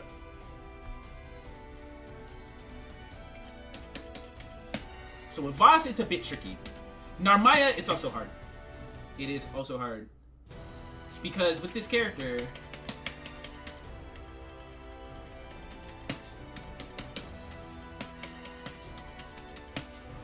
the main way that she hit confirms is in Genji. So for those who don't know, as a fast, too long didn't read, Genji is when the sword is sheathed. That's what every community calls it.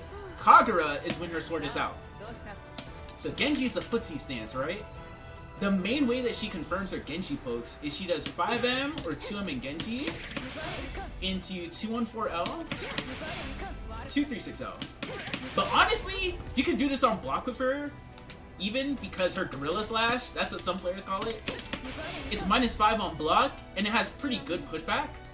So you usually won't get punished for doing this if you space yourself out well. But it's hard for her, it's hard to confirm as her compared to other characters. And from her 5H, you can do the L command dash into M slashes. So from the mediums, it's L command dash, L slashes, 214L, 236L. And from her 5H, it's 214L, 236L. Or you can just spend the EX, which is the best thing to do. You do 214H, 236H. She's like Percival, where confirming with her is hard. Because you have to do a lot of inputs. Soriz, not really a hit confirm character. Zoe, absolutely. Yeah, Raging Strike, Raging Chain, absolutely. So, you can hit confirm into Zoe Rekka. You ideally want to do EX Rekka.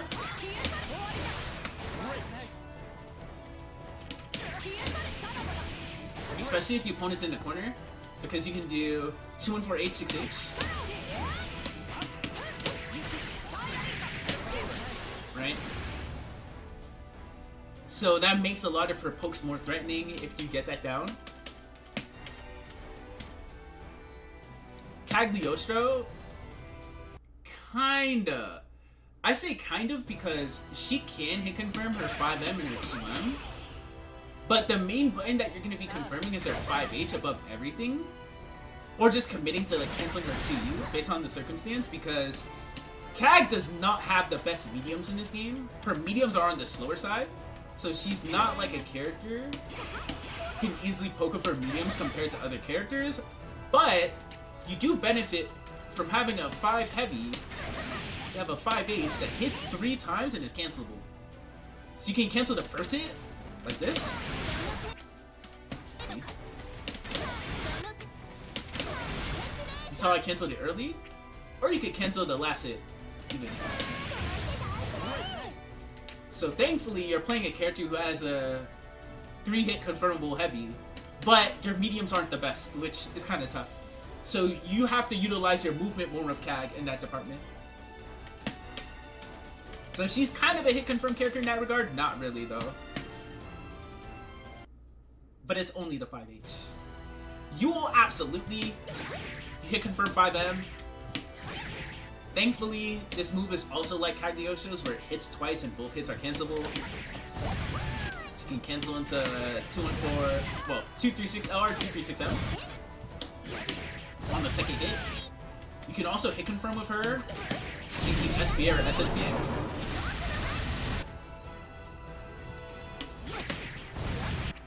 You do want to get into the habit, though, of canceling into 236L on block at least, and 236M on hit. Because if you look at the frame data for Yule's confirmed, -3 is 236L, but her 236M is a -8 on block, always. Even if she spaces it out, so like the later active frames hit, right? Say if you're trying to be slick, like, oh, if I space it out, it's gonna be safer. Nah, it's just fixed -8 no matter what. I guess the devs are just like, I don't know, I don't like this character. Someone on the dev team said that, they're like, I don't like this character. So on block, you cancel to 236L, because if you cancel to nothing, you're -7. You can space yourself out to be safe though. But ideally, you want to try to get used to confirming the hit too, right?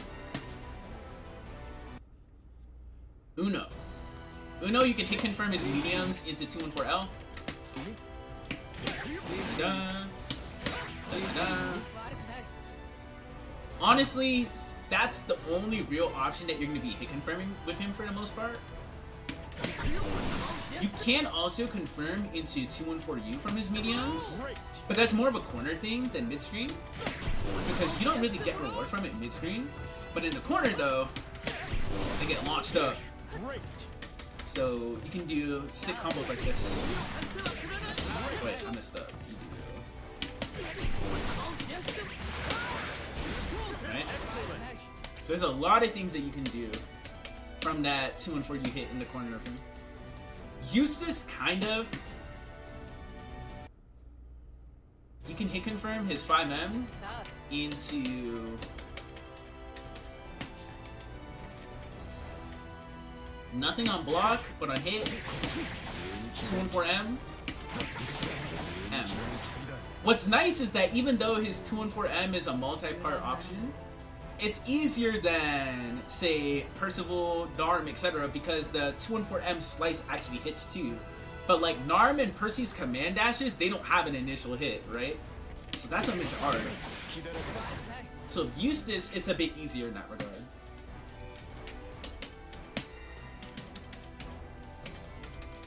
Six, not really a hit confirm character. You can if you really want to. You can confirm to him into EX Rekka, but not really.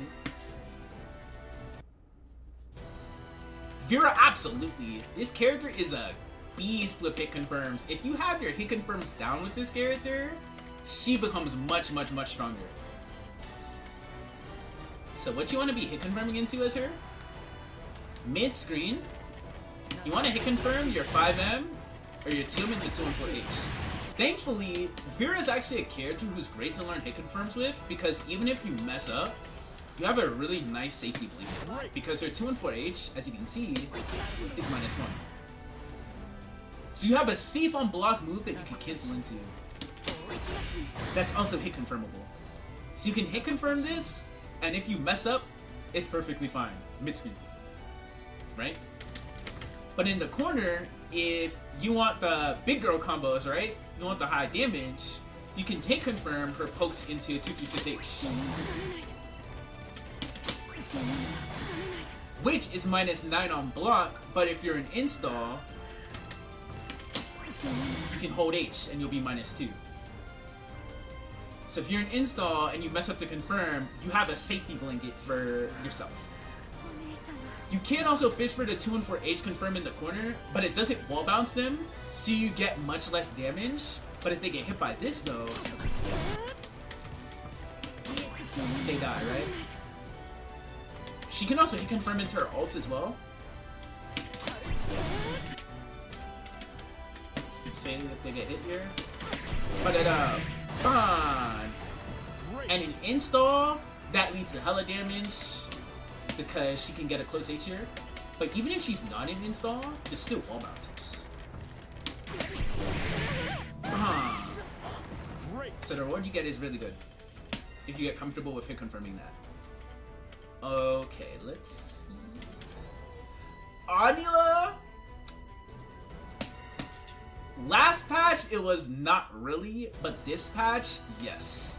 Well, I say last patch, not really, because she had to focus more on hit confirming into Raging Strike, which is another thing that you can hit confirm with. The main reason as to why she doesn't have to do it though as much is because she has 214U. She can hit confirm her mediums into 214U, but the 214U is -6 on block, so you have to be careful. This is super strong though, if you get used to doing it. She can even cancel her sweep and hit confirm her sweep into it. For her sweep, it's way more lenient than you would think. It's very, very lenient on the sweep, which is really nice. This is a nice hit confirm to get used to as well. On the mediums, it's good too, but it's more practice, right? Siegfried, absolutely. This character has godlike hit confirms. So the two things that you're going to be hit confirming into with him for the most part are going to hit confirm 2M or 5M 2M more so, into 2-2H, H.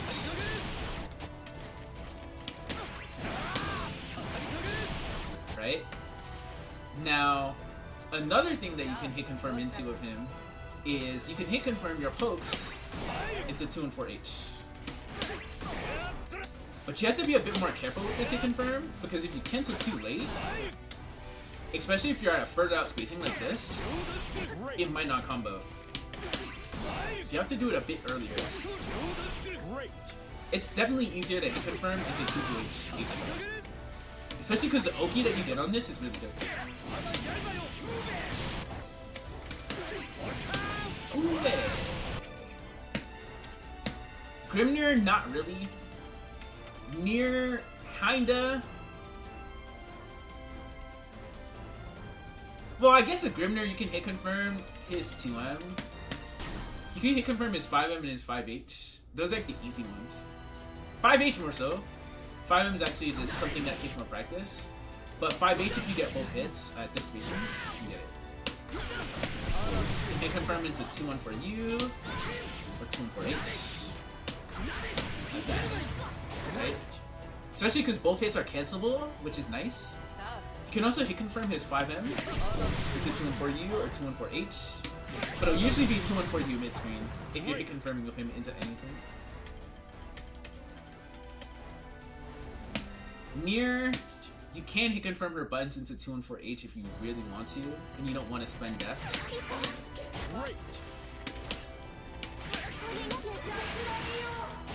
But with her, it's a bit tricky because her 2M hits low as well, and even if you cancel into death, you're putting the opponent in an RPS situation. So sometimes you want to just cancel into death no matter what, because you're just like, oh, I'm either confident this is gonna hit, or I want to create a situation for them, right? So it's something that you have to gauge of her, but you can hit confirm her 2M or her 5H. Those are the main buttons that you'll see people try to confirm her. Or her 2U. Right? Beelzebub, kinda. I say kinda because his hit confirms are very specific. They're specific because, by the way, the Burn Bloods are cute. They're specific because his 2-1-4L from his 5M, as you can see here, it doesn't combo at max range. Habo was right. This character needs buffs, as you can tell, right? But if he's closer up, it'll combo. Or if the opponent is crouching, even at max distance, it'll always combo. So Beelzebub and other characters, this is actually something that is a bit more of a useful hit confirm of him, but you can practice hit confirming into Raging Strike. If you have 25 meter in mid-range, it's a bit easier to do than hit confirming with a special. You're spending bravery, but it's really strong to do. Especially because Raging Strike, Raging Chain confirms, they push the opponent really far to the corner. So with Bubs, you can do something like this. This is the combo you'll do. You get it.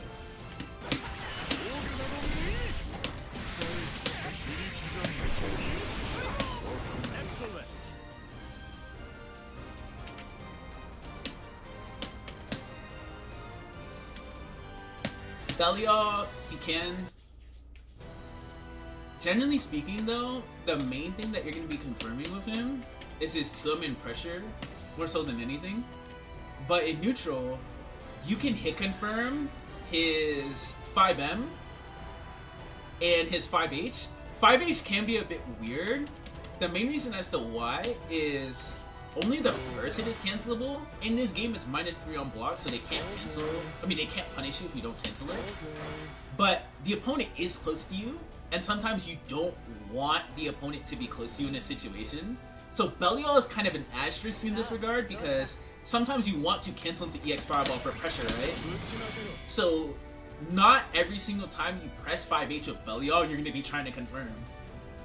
Sometimes you're just going to be like, oh, I'm trying to fish for either pressure or a hit, and I get the hit, so I managed to confirm, right? It's not going to be something that you're just going to be sitting there going like this over and over again, right? But his 5M, this is a move that's strong to confirm, And as a little aside, this move is godlike versus 6XL. It's probably one of the best answers to it in the entire game. Avatar, he has the same moves as Belial. Sorta, but his 5H is more suited for confirming. His 5M functions the same way in terms of the fact that you can hit confirm it, or just buffer. But his 5H, because he doesn't move forward, right? It functions more like a standard poke. So especially if you're in the corner, this leads to really high damage. You can do routes like this.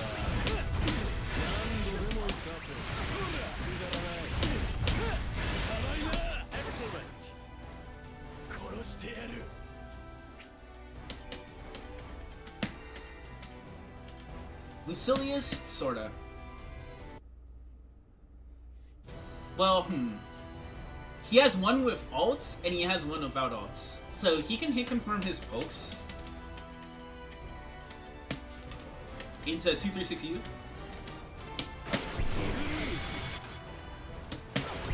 It's a bit weird though, because if you cancel late, it usually won't combo sometimes. Because the startup is like a bit on the slower side. So I don't always suggest trying to trigger this as a confirm, because I think it's a little finicky. I think the one that you really want to do with him though is you can hit confirm his 5M into 214M or 214H. You usually just want to cancel into 214M though.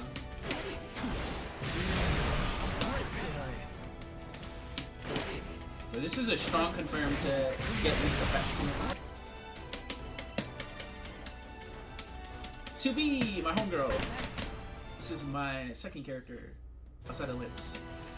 She has a very strong hit confirm because her 5M and her 5H are whiff cancelable and they're multi-hit.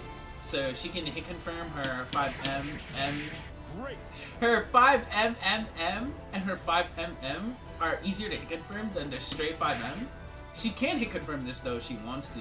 But generally speaking though, her best confirmable normal in my opinion is her 2M. This move, especially in the corner, leads to very high damage if you have meter and a lot of skill, because you can hit confirm it into 214L and go into routes like this.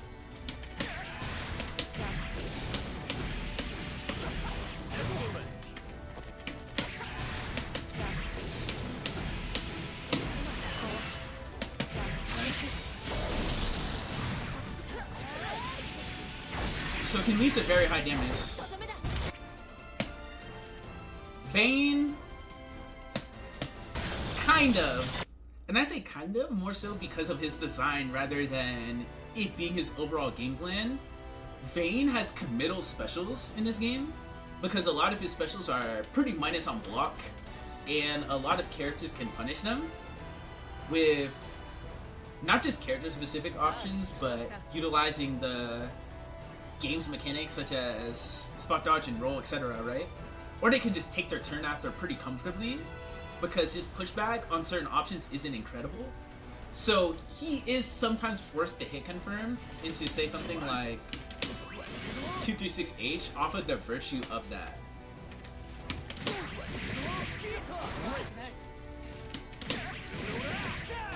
But it's less because of his design. Well, it's more because of his design, less because of his overall gameplay. Otherwise, if he's just canceling into things, sometimes he can put himself in pretty punishable spots. Woo! Okay, that literally covers nearly every single thing. Two more things to say as an aside. Number one,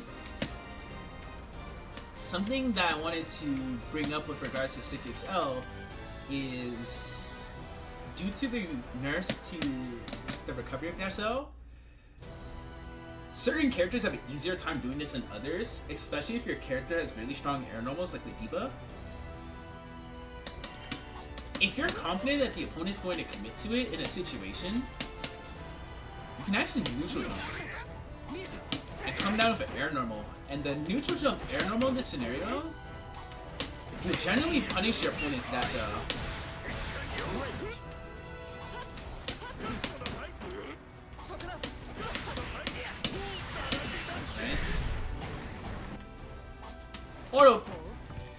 Or because you're doing these spaced up neutral jumps from far out with a character like Ladiva, you're putting the opponent in a situation where you're cutting off some of their air approaches and you're discouraging them from running at you or trying to aggressively pressure you in mid-range because her jump buttons are pretty disjointed and they're kind of tough to anti-air. So they have to anti-air you close, which, if you are certain characters, that is not a problem. But with other characters, that's hard. Like say Cat, it's kind of tough. But if you're playing against Zeta, and you're trying to neutral jump versus her 6XL, well... Oh shoot. Or even worse. Right? So based on your character, you may or may not have answers to it. And based on their character, they may or may not be able to get away with neutral jumping. Alright, now the last thing, which is advancing attacks in neutral. Because I wanted to talk a little about characters like Charlotta and Soriz.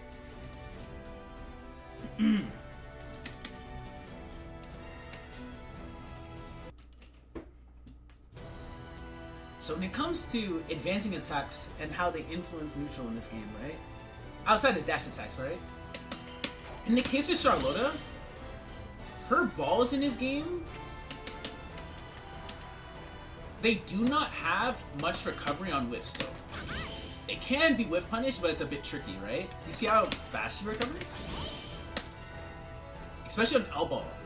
But a big downside to this move as an advancing option is the fact that due to its startup being on the slower side, it can be more susceptible to counter pokes and 6XLs compared to other mid-range options, especially if you're close enough. It's really strong to threaten with 6XL in situations where you think Charlotta's gonna ball. Of course you can try to counter poke at her too, right? But the main reason as to how this influences neutral dynamics as well is the fact that you can whiff punish her for committing to the ball.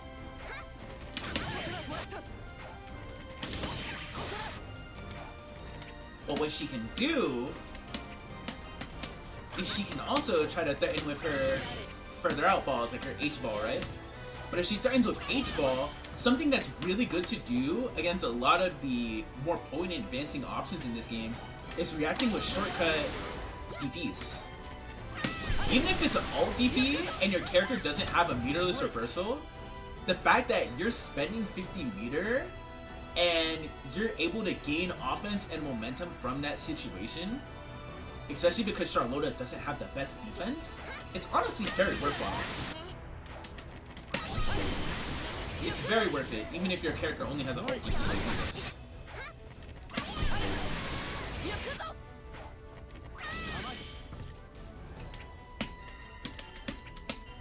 But because certain advancing options in this game have either A, more recovery, or B, they're more punishable on block, like as you can see, Charlotta's M ball in this game is -10 on block. Her L ball is really safe though, it's -2 on block. So if you're standing outside of L ball range, like this, all she can do is M ball or H ball. And if she M balls, you 6XL in and you punish her. Every character can 6XL this on block for the most part, even Lancelot. So for this reason, when it comes to dealing with advancing moves in neutral, you want to think about positioning yourself at ranges where you can either A, react to the advancing option that they're committing to, or B, stuff them out of it, which, especially because these advancing characters like Charlotta and Soriz, they don't have the best reach on their pokes. Threatening with pokes like this, at these ranges, it's not the worst thing in the world against them. It's not really scary. Because Charlotta can't really vary up her approach that well, right? So that's just one final aside I wanted to bring up, because those characters, they do have a bit of their own interesting neutral dynamic. And now I'm sitting there like, holy shit. That was very fun. I covered a lot of ground, but I think that covers basically everything I wanted to say. I'm actually gonna grab some water real quick, but of course I'll be around to answer questions, so if anyone has questions, feel free to ask them in the chat. Also, if people found this helpful or anything like that, feel free to let me know, by the way. I want to hear thoughts and feedback.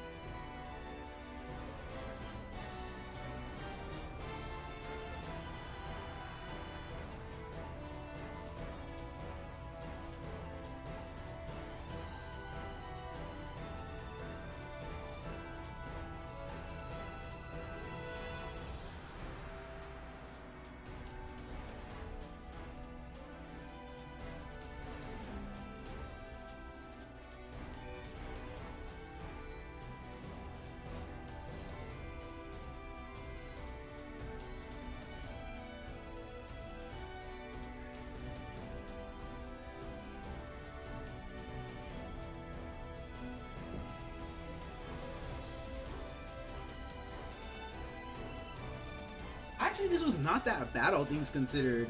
I'm sitting here like, dang, this was 2 hours long, but I feel like I covered so much ground, yo. Especially because I spent a good like 30-45 minutes talking about hit confirming and alts and a ton of other things. I think my pacing overall was really good for the other topics.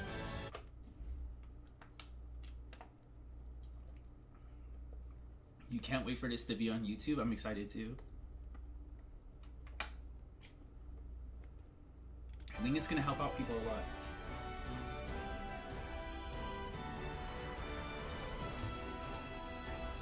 Let me see what Force is saying.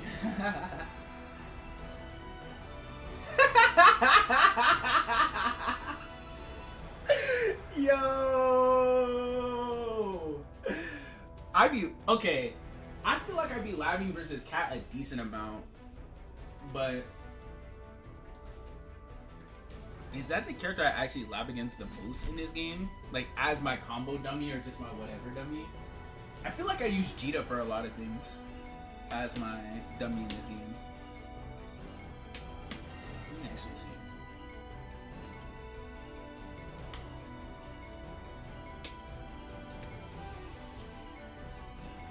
Yeah, I feel like I use Jita on most of anything.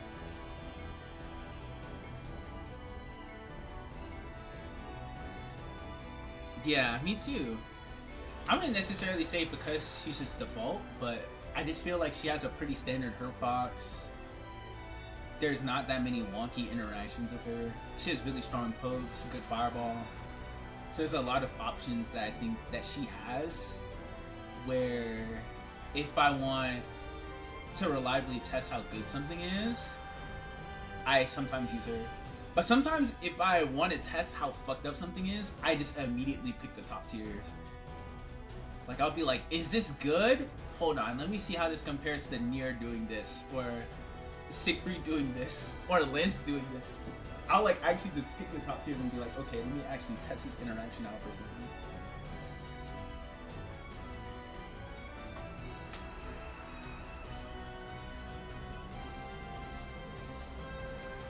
Dang, I went that long without water. I feel like a champion. I'm sitting here like, damn. I was actually gonna net play after this, by the way. I was gonna just have a little open lobby and vibe, I think. Maybe. I was just gonna either go into the world lobby or just have an open lobby, I guess, if people wanted to play and wanted feedback on their play.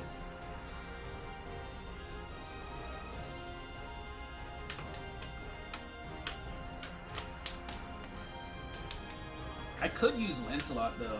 Like I was gonna play Lance or 2B, but I also just wanted to play my day one Siegfried a little. Because I've been trying to understand that character more at a more comprehensive level and lab out the anti-Siegfried stuff that Fidison and Saki have told me about, because I want to be more prepared for that character as CEO. So.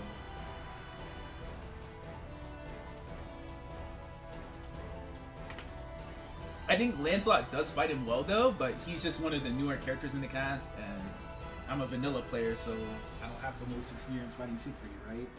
But everyone else I fought for so long.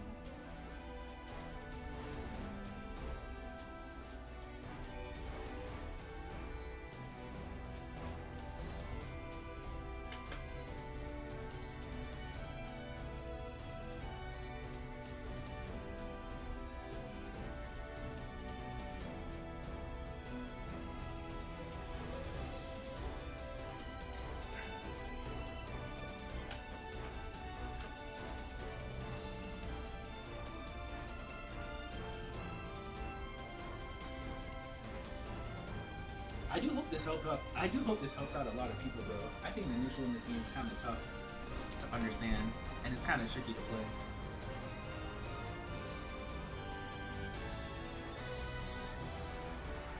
I mean, it is like a standard fighting game neutral in some ways, right? But there's a fair amount of oppressive neutral options, right? That's hard. But I like this game a lot though. I think this game is super fun. I actually like this game.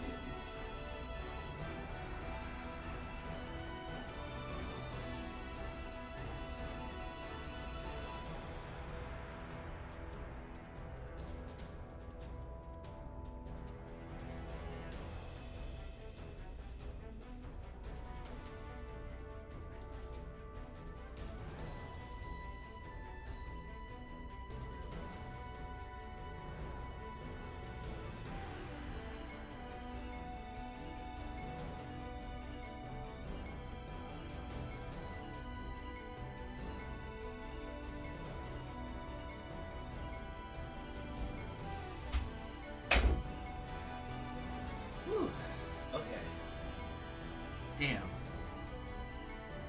Against Cat as Lance? Oh, are you a Lance player? I gotta help my own, yo. I gotta help the homies. Be carrying low tier.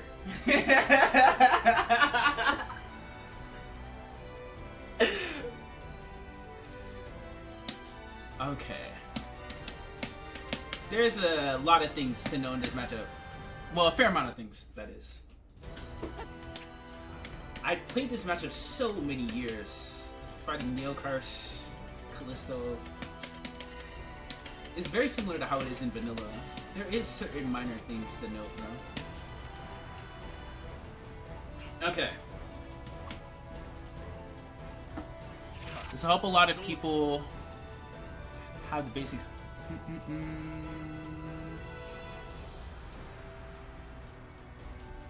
Bait people into doing 6XL. Yeah, it's hard for sure. You never played vanilla? Word, that's fine. I've been playing this game for a long time. I've been playing since day one of vanilla. My characters at launch were Catalina and Lancelot. But I stuck with Lancelot. This is the character I competed with. So when it comes to Catalina versus Lance, right? The most important thing to know from an interaction standpoint is if the Cat player is utilizing Fireball in mid-range, right? If you react early enough, or if you're paying close enough attention, you can low-profile Fireball to you. It can be a bit tricky in this game. It was a lot easier in vanilla because you could just look at the cooldown icons. But in Rising, the cooldown icons don't refresh until frame 11, so you have to be more on point. But it is something that you can do. So trying to weave in and out between ranges where you can't threaten with 2U and you can is strong. So say if I'm at this spacing, the cat player might think that they can threaten with a fireball because I can't 2U them. At these distances, I will dash block into 2U range like this. I'll do shit like this all the time. It's very strong to be able to weasel in and out of 2U range like that and force them to have to play around the move. Another thing that you can do against her fireballs too, of course, is you can try to counterpoke her with, say, options such as 6XL or options such as EX Rekka. Or threatening with L Gorilla Blade is also really effective because even if you trade, you're able to gain ground. But another thing that's super important to know about this matchup though is that the cat player is threatening with fireballs. Because Lance's fireball has around 33 frames of startup, generally speaking, he's going to lose a lot of fireball exchanges where the other opponent does their fireball at the same time or early. So if they're throwing fireballs in mid-range like this, you want to focus on trying to 4G or 6G their fireball, because now their fireball's on cooldown and you can comfortably either A, get your fireball out as Lance, or B, force them to play around the threat of you getting your fireball out. Sometimes you may have to avoid their fireball before you get yours out.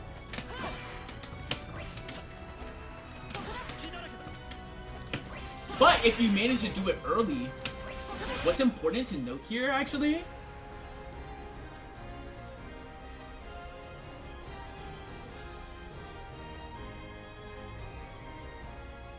what is holding back? Wait, what exactly do you mean by that? Or do you mean something else?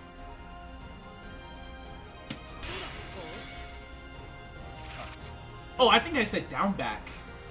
But I'm not exactly sure what you're referring to. But another thing that you can do in the instance in which your fireball... Oh! You're joking about... Okay, yeah. I'm super gullible, by the way. Like, I'm super gullible. I'm never, like, sarcastic or, like, joking or anything like that. I mean, of course I crack jokes. Like, I don't mind if people crack jokes with me, too. But, like, usually when people tell me things, I'll, like, take it face value. And I'll be like, oh, I'm genuine. I don't, like, I'm not a sarcastic person. Yeah, so sometimes it just flies over my head. Usually, in this situation, where your fireball trades with the opponent as Lancelot, something that not many learning Lancelot players know, your opponent is actually stuck in fireball recovery when you trade, so you can punish them. What you can do here is this.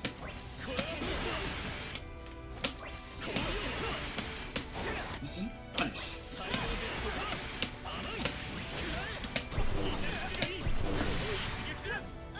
It is very strong to know that you can do this, but not many Lancelots that are learning those. You can even do ult Gorilla.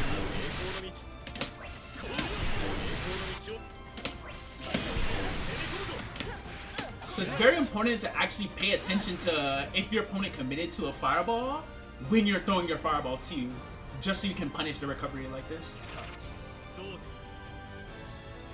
Yeah, it's really, really strong to do against many fireball characters in this game. When you clash with them, they're still stuck in recovery, so you can punish them.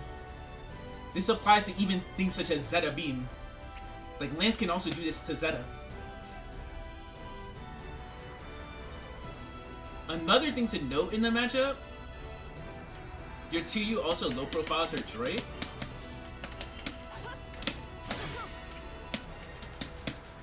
If you're playing at a distance where you can get your fireball out, sometimes she'll threaten with droid to try to hit you out of it. You can comfortably react to her doing droid with 2U. It's nice because you can do this further out than 2Uing under her fireball because she's traveling forward. Like, 2Uing her fireball works about 1 microstep back from round start distance at around this range. That's the max distance in which you can 2U under her fireball. But when it comes to her droid, you can do it from a lot further, so it's another thing that's very important to use in a matchup. When it comes to countering her buttons, such as her 5M and her 2M, More so her 2M. Her 2M can be effective versus preemptive to you. So you want to try to space it out and use it in moments where you're confident that she's going to whiff if you decide to commit to it as a whiff punish option. But thankfully, Lance has more rewarding whiff punishes in this game. Because he can whiff punish with 5M or 2M into alt Gorilla Blade. But another thing that you can do is you can preemptively whiff punish with EX Rekka or alt Rekka, as well as medium Rekka. Medium Rekka is really good for this if the opponent's poking at you, because it pulls his hurtbox back. It pulls its hurtbox back, and on block, he gets pressure. So it's a very effective way for him to whiff punish with the opponent's committing to a mid-range. Of course, you can also whiff punish with 6XL too, based on your timing. He has Stun Dipper, what the fuck? Yo, what's good, Cringe Girl? He really does, yeah. This character is nuts, yo. I'm the biggest Lancelot player on the planet. I think this character, as someone who's played him for a long time, he feels like a nightmare in this game. So you have a lot of luxury to just whiff punish the opponent's options with his advancing moves. You can even use space like Gorilla Blade like this to whiff punish the opponent. You have to think hard about using Lancelot's mobility and specials to navigate the opponent's pokes in neutral and whiff punish them. You can play footsies with his buttons too, of course, but that's not necessarily what he does through all areas of the match. But I do whiff punish with his buttons though too. But he focuses more on utilizing his specials, because his specials also stop them approaching too. Which is important because he doesn't have the most reach on his buttons to stop them from approaching. So he has to err a bit more towards his specials, right? Trying to play footsies against Cat. Yeah, Lance, I wouldn't say that Lance is an anti-footsies character or anything of that nature necessarily, but he plays footsies really backwards compared to other characters in this game. That's why I think a lot of players really struggle with learning Lancelot if they're not comfortable with fighting games when they're first learning. Because they've run into a lot of pokes and options because the opponent has longer reach than them, right? So how else are you supposed to hit them? His whiff punish options are really strong, but it takes a lot of knowledge on spacing on the opponent's options, as well as just understanding what buttons you can whiff punish them with.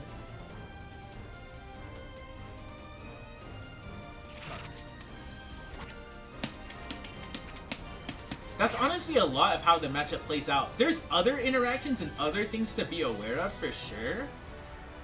But in my opinion, at a basic level, I think a lot of it boils down to the fundamentals of playing basic Lancelot neutral. Another thing that you can even do as well is, because Catalina will mainly anti-air you with her DP or her 2H, you can try to utilize that against the Catalina player by utilizing JU. You can JU on top of her if you're super confident. You can do space JUs to bait their anti-air DPs. If you see the player's really good at anti-airing you, like this. This is why Lance is so obnoxious at anti-airing. It's really obnoxious to anti-air.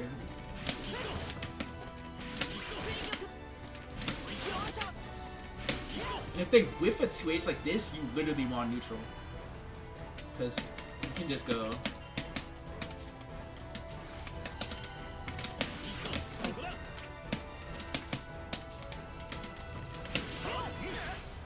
Right? You either punish them or you gain offense or plus frames. So I think that just playing neutral more with that mindset as Lancelot will really help you out a lot.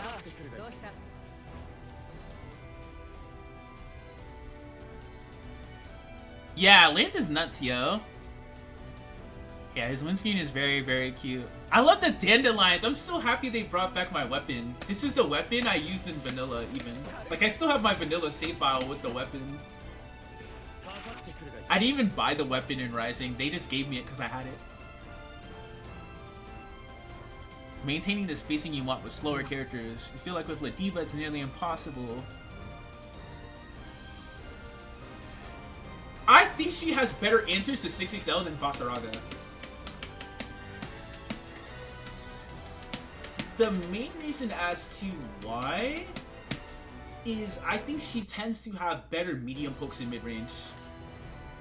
It can be kind of hard to deal with it as a slower character.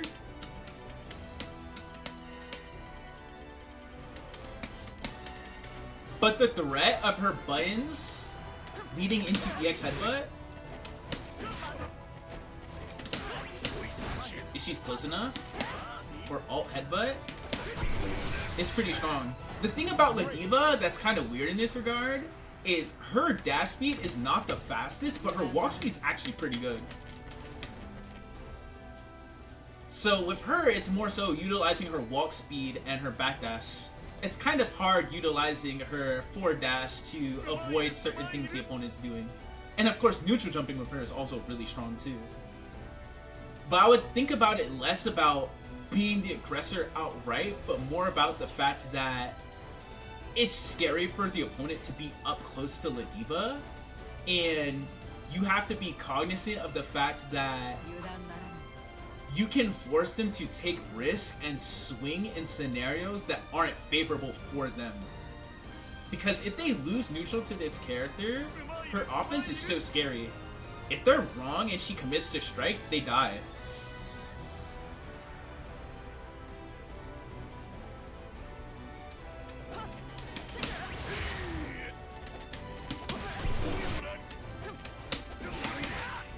So it can be a bit harder with her, but her mid-range pokes in general, even outside of contesting what the opponent's doing, also cover a lot of distance. They're pretty active and their reaches are good too.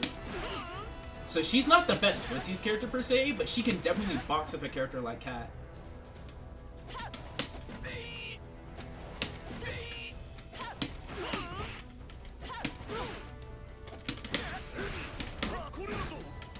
Because even if you don't cancel into EX Headbutt, yeah, her walk speed is amazing, yo. And of course, at this distance, you can also threaten with lariats. Granted, they carry risk, but at that spacing, it can be a bit harder for them to react to lariat at that distance. I do think a lot of Ladiva mid-range, though, is abusing 5M and 2M, though. Those buttons are nuts, especially with her walk speed. Especially because her walk speed being great benefits her meter gain more than having a great dash. Pay attention to this, actually. In this game, you actually build more meter when you walk than when you dash. Like, watch this. I'm gonna walk towards Kat. Dash? See?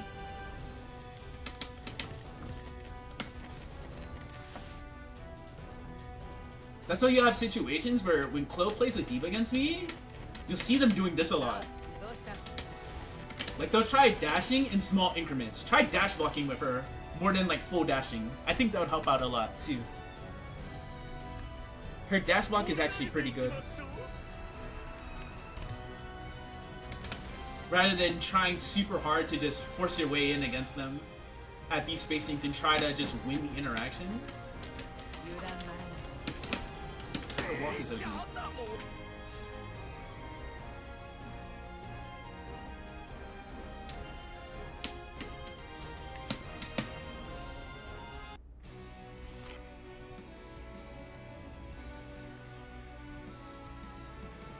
I wonder who's on right now. Let me see.